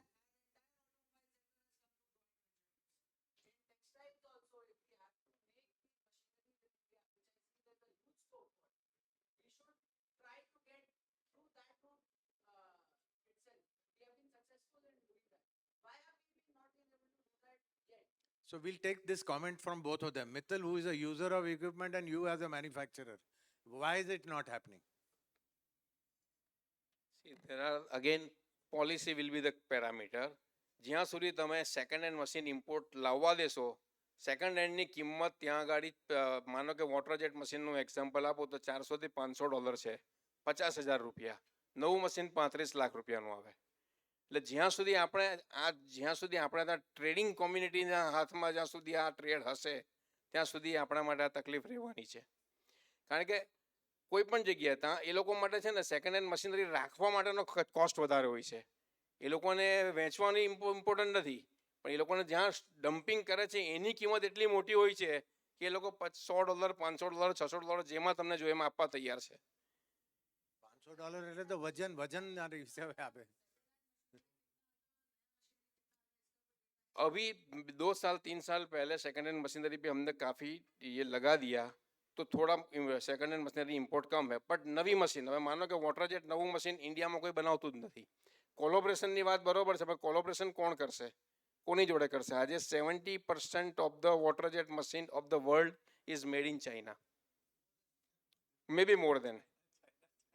આજે આ ઓડિયન્સમાં સૌથી વધારે વર્ડ બોલાયો હોય તો ચાઇના વર્ડ છે, બીજો કોઈ બોલાયો નથી. બરોબર છે. એટલે જે અમિતભાઈએ કીધું એ બહુ વ્યવસ્થિત કીધું છે કે આપણે એમના પોઝિટિવ પોઈન્ટ શોધવા જોઈએ. તમારે એક મુદ્દા જોડે હું બહુ ક્લિયર સંમત છું. કેમ ઇન્ડિયા આગળ નથી? રીઝન, પાવર કોસ્ટ ઇન્ડિયા અને ચાઇનામાં ઓલમોસ્ટ ઇક્વલ છે, કદાચ ચાઇનામાં 1-2 રૂપિયા વધારે છે. લેબર કોસ્ટ ઇન્ડિયા કરતાં 1.5 ટાઈમ્સ ચાઇનામાં વધારે છે. Raw material cost all over ગ્લોબમાં સેમ છે. So why China is dominated? What are the parameters?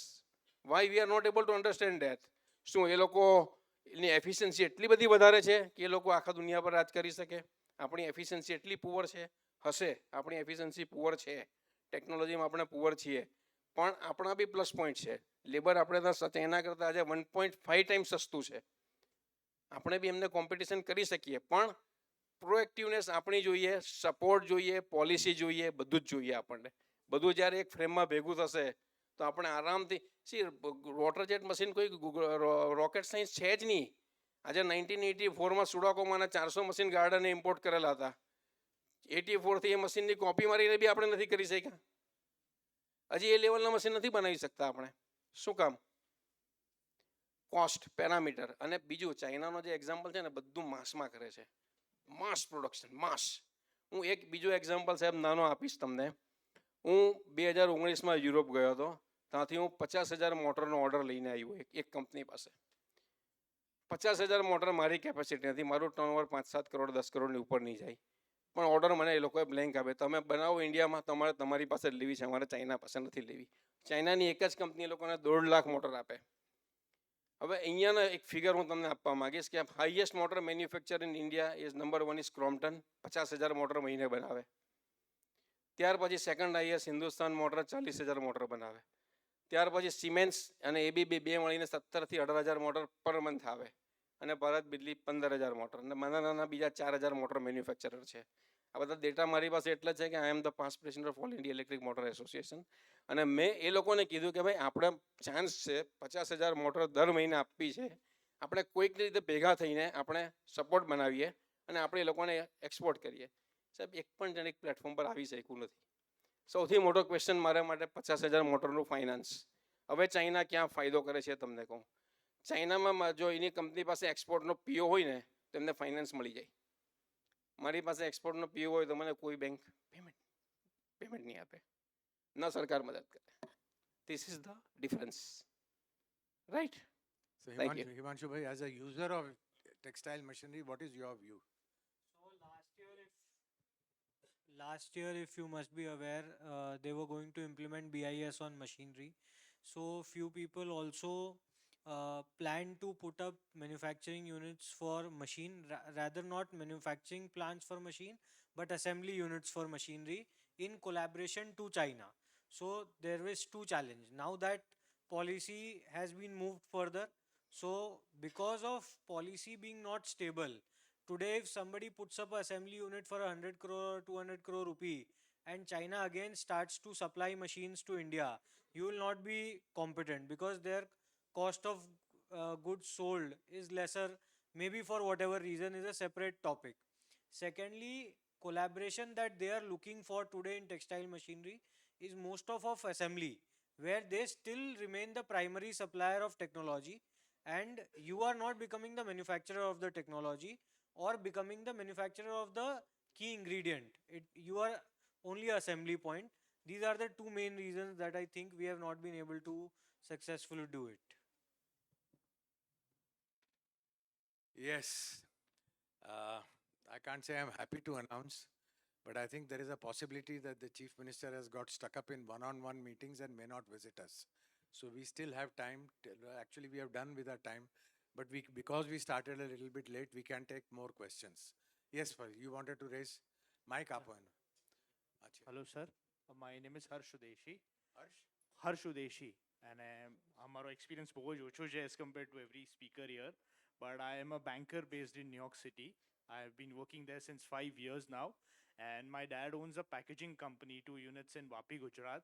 And as sir said, we are a vendor to Hindustan Motor and Siemens both. So I kind of have both the sides experience, like a small industry and then how the banking giants work globally.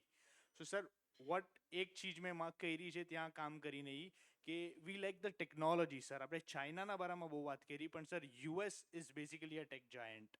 આજે if we ever enter a bad phase with the US, so they can bring us on the knees, sir. We don't have our own operating system. They can block us there.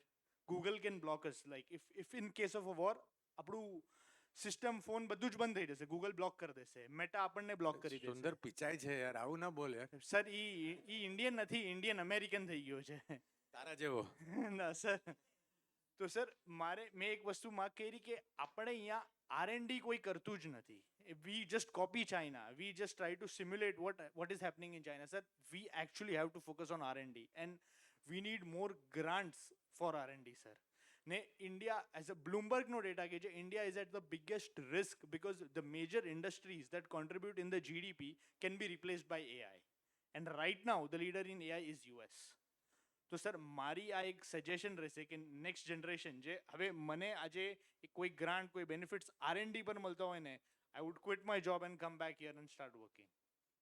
તો આ એક request Badhu sir, રહેશે. you remember the time when we had this weighted index, weighted income tax benefit? It was a very good idea. Actually, a lot of pharma industries like us in Zydus and all to actually took benefit of that because it did away with the system of going to and applying for a license and proving these are the costs involved and this is the actual cost to get a reimbursement. Income tax, audited accounts, R&D expenditures, weighted average, it worked wonders. And I think it was something that was taking India in the right direction. Abhi ab wo jhatka lagta hai, which brings us to the point that Hasmukh bhai said, you need stability of policy. R&D ka bada setup karoge, R&D ke create karoge. It's a 10-year cycle in pharma, it's a 5-year cycle in the other area. Automobiles also take 3 years. See, unless you have a clear long-term 5-year, 10-year strategy, R&D incentives also are fragile because they keep changing, you know. But I think there is a separate discussion. Achyut, in Baroda, let's take this also as another point as to the conditions requiring for successful R&D in Indian companies. And for different MSMEs, mid-scale and large-scale ke liye, let's look at this issue in detail in Baroda for the next week.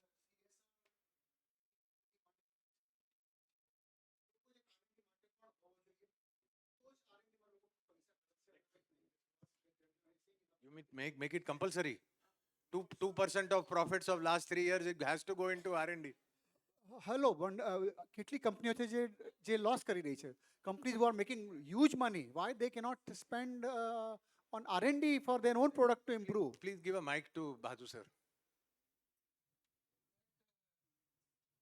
There might be just a personal opinion, Yes, but yes, there please. might be a merit in whatever he's saying, because there have been suggestions now in the PLI sectors, 2% of the total turnover may go into R&D, because that is where, you know, PLI cannot be endlessly given. Yes, So you will have to develop something. It is So to that help scale up, and yeah, after help that the scale scale up. has to have the scale effect, you know. Just to give you what the gentleman said about the AI economy, actually India is not totally oblivious of this entire thing.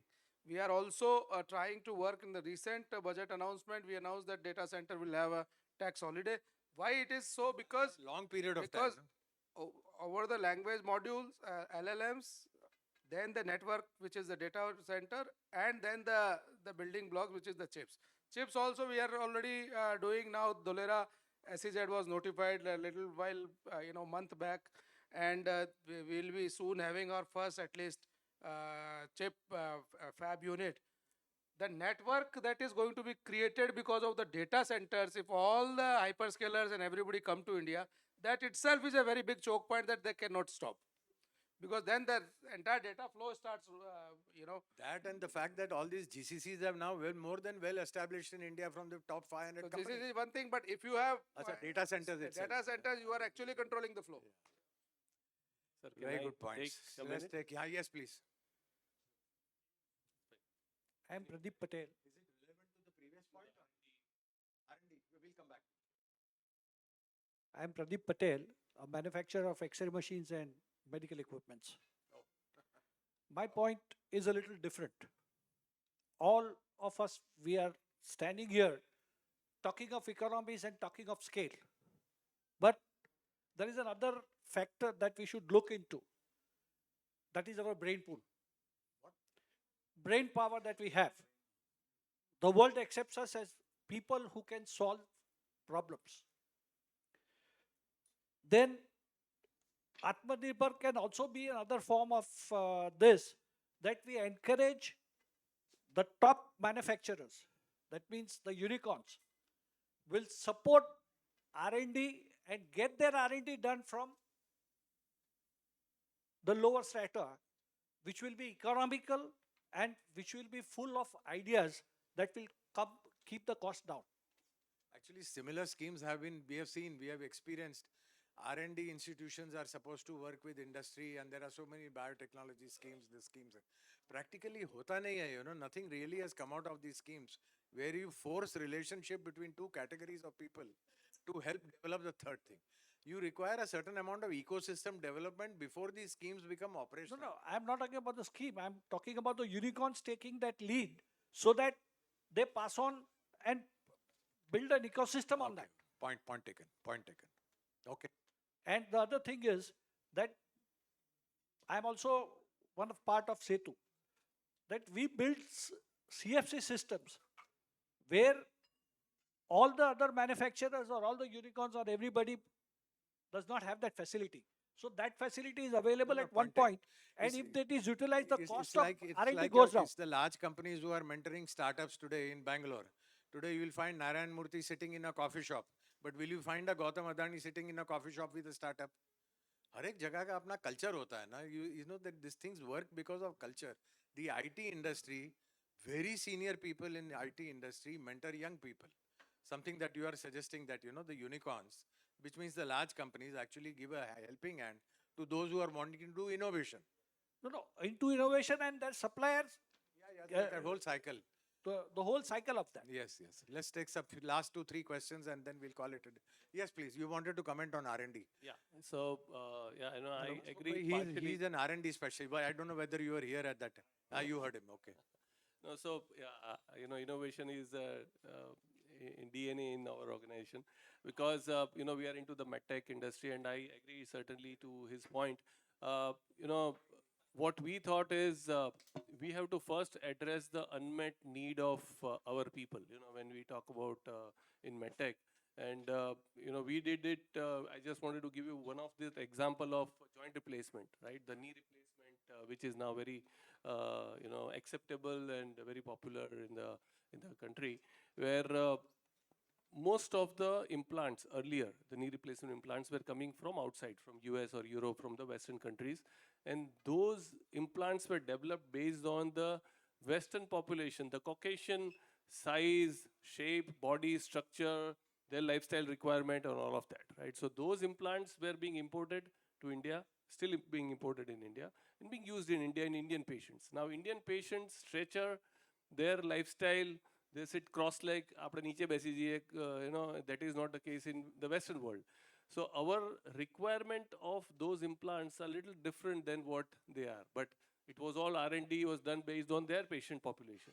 So, but it being implanted in our patient. So, what we thought is we have to have specific implants, specific products for our patients, because it is being implanted in our patient's body and for their requirement. So we did the research work on that. We found out the data globally by global key opinion leaders, global surgeons, that what is required in India, what is required in Asia, what is required in the Western world. Based on that, we designed our product for knee replacement. And today, I'm very happy to say that we are having more than 40% market share in the country, in India. And we are also exporting to the global market, including US, for their requirement. So I think R&D is very important. The research is very important for the requirement based on the industry in which you are. And what is specific to which country, we have to develop that kind of products. And we have, if you provide opportunity, I think industry people can provide opportunity to their people. And as we have provided opportunity to many people in the surrounding area, and they may be from a commerce background or maybe an engineer, they are developing the products today, the medtech products. And our average age of our talented people is somewhere around 26 years in our R&D department. We have more than 800 people working there and developing products every day, every night. And we are also developing newer therapies. It's not that whatever is available in the global market, we produce the same, we develop the same. But we are thinking of solving the patient's problem and creating certain new therapy which can, which is something unique in the market. And I think we have to go to that uniqueness, not just thinking of, okay, knee replacement is available, let's make knee replacement, right? But I think we should make something which is not solvable. Maybe in oncology, we are working on gene and cell therapy where the cancer can be treated in a different way and with 100% cure. So we are about to, we're waiting for an approval to come. So I think these kind of steps to be taken, and I urge industry to work on those lines as well. Thank you. Okay, I think you want to ask? Okay, last question. No, finish? एक चलो question is the first lady who is asking a question. actually, it's more of a request rather than a question. And since I was patiently waiting to see if any female pops up, but just to continue to what our company CEO said, so I represent Merrill as well. Um, what so I'm a part of Young India, I can say, youth, and what my promoters are mentoring us right now and teaching us is when it comes to Atmanirbharta, it depends more on a mindset rather than just speaking it up vocally. Okay, so when it comes to mindset, even Prime Minister addressed in one of his speeches કે આત્મનિર્ભરતા આપણા વિકસિત ભારતની નીંવ બનશે. So when it comes to that, what we observed on our research, okay, tenders જે ગવર્મેન્ટના નીકળે છે અને એમાં many a times we MNCs ને પણ કોન્ટ્રાક્ટ્સ મળતો હોય છે. We are not against it, okay? But recently when it comes, we are a global organization and અમે જ્યારે રશિયા અને બધી countries જોઈએ છે, જ્યારે એમાં ટેન્ડર્સ નીકળે છે, એ લોકો first priority is given to the locals and the next in line is the MNC. And for that, એના pointers પણ હોય છે કે આટલા point is taken. Under the WTO, we had these rules about the public procurement policy, and we have all seen now a collapse of that. So today there is flexibility. Each country can now dictate કે મારે domestic જ આપવું છે, કે 30% domestic, 70% ને બધું કરીએ છે. The policymakers are sitting here. I hope you take your comment. Thank so you, sorry sir. to cut you short, but I think the No MOUs worries. need to be announced. But thank you for your Thank point. Yeah, please go ahead. So thank you so much. હવે mean time હું અમારે 3 MOU જે છે એની અમે ઘોષણા કરીએ છીએ. So I would request Shri YT Pavagadi સાહેબ, who is assistant commissioner of industries government of Gujarat, એમને હું રિક્વેસ્ટ કરીશ કે સ્ટેજ ઉપર આવે અને કંપની જે છે કેન કન્સ્ટ્રક્શન્સ પ્રાઇવેટ લિમિટેડ, એમના પ્રતિનિધિ Dharmesh Varmaji, who is a manager Ken construction private limited, એમને હું રજૂઆત કરીશ કે આપ સ્ટેજ ઉપર આવે અને MOUની આપણે પ્રક્રિયા પૂરી કરીએ.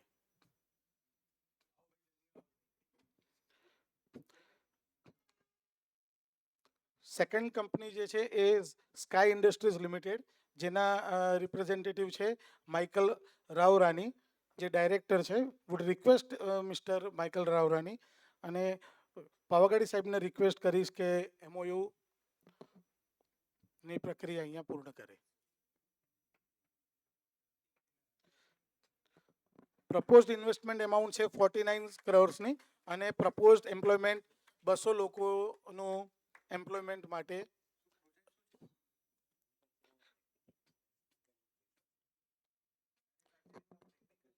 મેન્યુફેક્ચરિંગ ઓફ ટેકનિકલ ટેક્સટાઇલ્સ એના સંદર્ભત આ MOU થયું છે. થર્ડ MOU છે સોલિડ ઇન્ટરનેશનલ પ્રાઇવેટ લિમિટેડ, જેના રિપ્રેઝેન્ટેટિવ છે કૃણાલ હિતેશ મહેતા. ઇન્ડસ્ટ્રીઝ સાઇડથી પાવાગાડી સાહેબ છે અને પ્રપોઝડ ઇન્વેસ્ટમેન્ટ છે 30 કરોડ્સનું અને પ્રપોઝડ એમ્પ્લોયમેન્ટ છે 150 એમ્પ્લોયમેન્ટનું છે.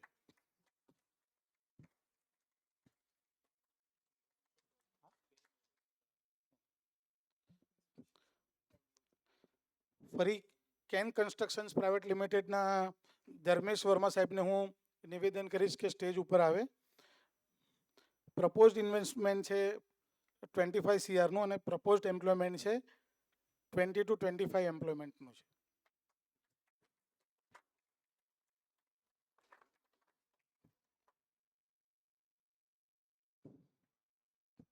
Thank you so much.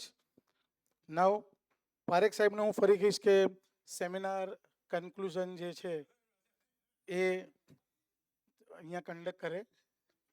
Please sir. I really want, there are 2 points I wanted to make. Most of the outstanding growth companies are less than 15 years old.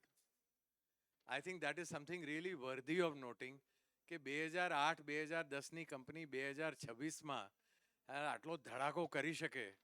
That really is really worthy of congratulations and a round of applause for companies that are young, they are dynamic and are ready to take on the world. The second thing is that this is a single event where we have got inputs for all the sectors. This will be consolidated into a summary. I once again request each one of you to please send in to Achyut, who's here with you, either on WhatsApp or on email, a summary of your main points, if possible, supported with a little more data than this the current time has so that it becomes a framework in which we can then develop some ideas. Then we'll put it to test and we'll go through a formal system with IMD and see how we can actually develop these ideas and take it at a level where, people even in the government of India and senior people in government of Gujarat can reflect on the suggestions and see the merits and demerits. The third point I want to make is in the World Bank, today there is an established 15 policy toolkit for industrial development. It's a very interesting exercise. It is broken into 3 verticals, and each one of them has got 3 points, 5 points, 10, 4 points, something like that. And then what they have done is they have now prepared a matrix saying that what is the size of the country, what is the issue, and which of those toolkits actually have been seen in the world to act and deliver results for industrial development. But for this, one thing is required is that you have to specify what is the goal of your industrial policy. Apne Gujaratma, the goal of the industrial policy has by and large been regarded as a success if it brings investments. But it has led to a factor that, there are other states who have lower investments, but higher employment in their industrial development. So these are certain policy trade-offs that we take. And the next round we will discuss is what are the principal objectives of the policy, and therefore then tailor make it for those sectors that generate what Hasmukh Bhai has very kindly elaborated in the report, both about, the livelihood aspect of it, the ability to live well, and also to earn well. So if you have to do this balancing act, then merely chasing investments in the state has clearly shown that over the last 30, 40 decades, 30, 40 years, 4 decades, it has led to a skewed development. Very good. Today we are ahead of Maharashtra in investments, but we are behind them in employment, we are behind them in value addition, we are behind them in 4 other sectors, and so on and so forth. And plus now there is a due environment, economic environment, and which is what Mr. Bhadu also said in the beginning, that you cannot look at each one of these things in isolation because this is part of an ecosystem. The trade policy, the industrial policy, and the domestic environment, all 3 have to be woven together to help decide should you have incentives or should you give tax breaks. So everywhere there is a decision to be taken. And fortunately, there is a lot of material available now in the science with empirical data to show which tool really works in which country and analysis of that. And I think it will help us to develop a new policy after the 4th Vibrant Gujarat, which I think has been announced in Vadodara. And after that, the next one, the major one will be next year in January. So please come for the Vadodara session and also join us for the Vibrant Gujarat in Ahmedabad in Ahmedabad ma chhe ne? Gandhinagar ma, Mahatma Mandir in January next year. So with this, I want to thank all of you for joining. And I especially want to thank all the panelists. You really have done a marvelous job in really condensing what you had decided to speak in such a short time with precise, no lectures, only data, and very pointed comments and pithy answers. Thank you all. A round of applause for all the speakers, please. Thank you. સાહેબ એક નાનું memento જે panellist છે એને organising team તરફથી આપવા માંગીએ છીએ પ્લીઝ. હા સર.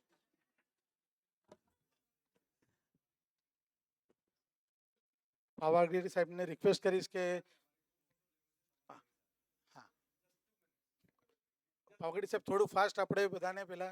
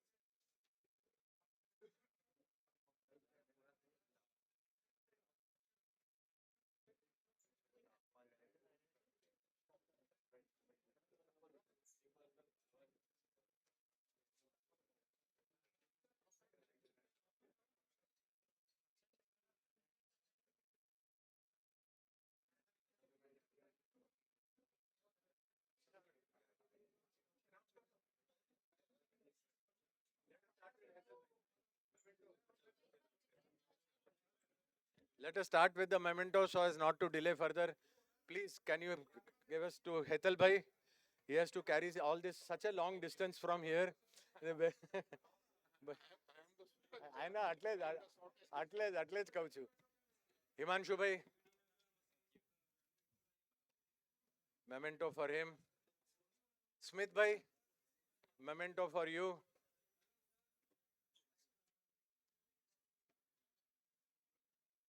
હંસરાજજી મેમેન્ટો લઈ લ્યો. આપણી ઓર્ગેનાઇઝિંગ કમિટીને રજા આપી શકીએ.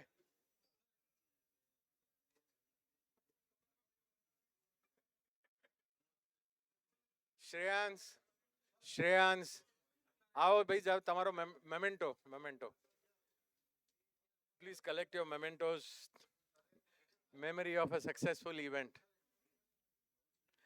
I also want to place on record the hard work done by the industry's IMD team, supported by their consultants, which have done a wonderful work, looking after each speaker as they arrive, their logistics, and all the movement and everything. Thank you very much on behalf of that, sir.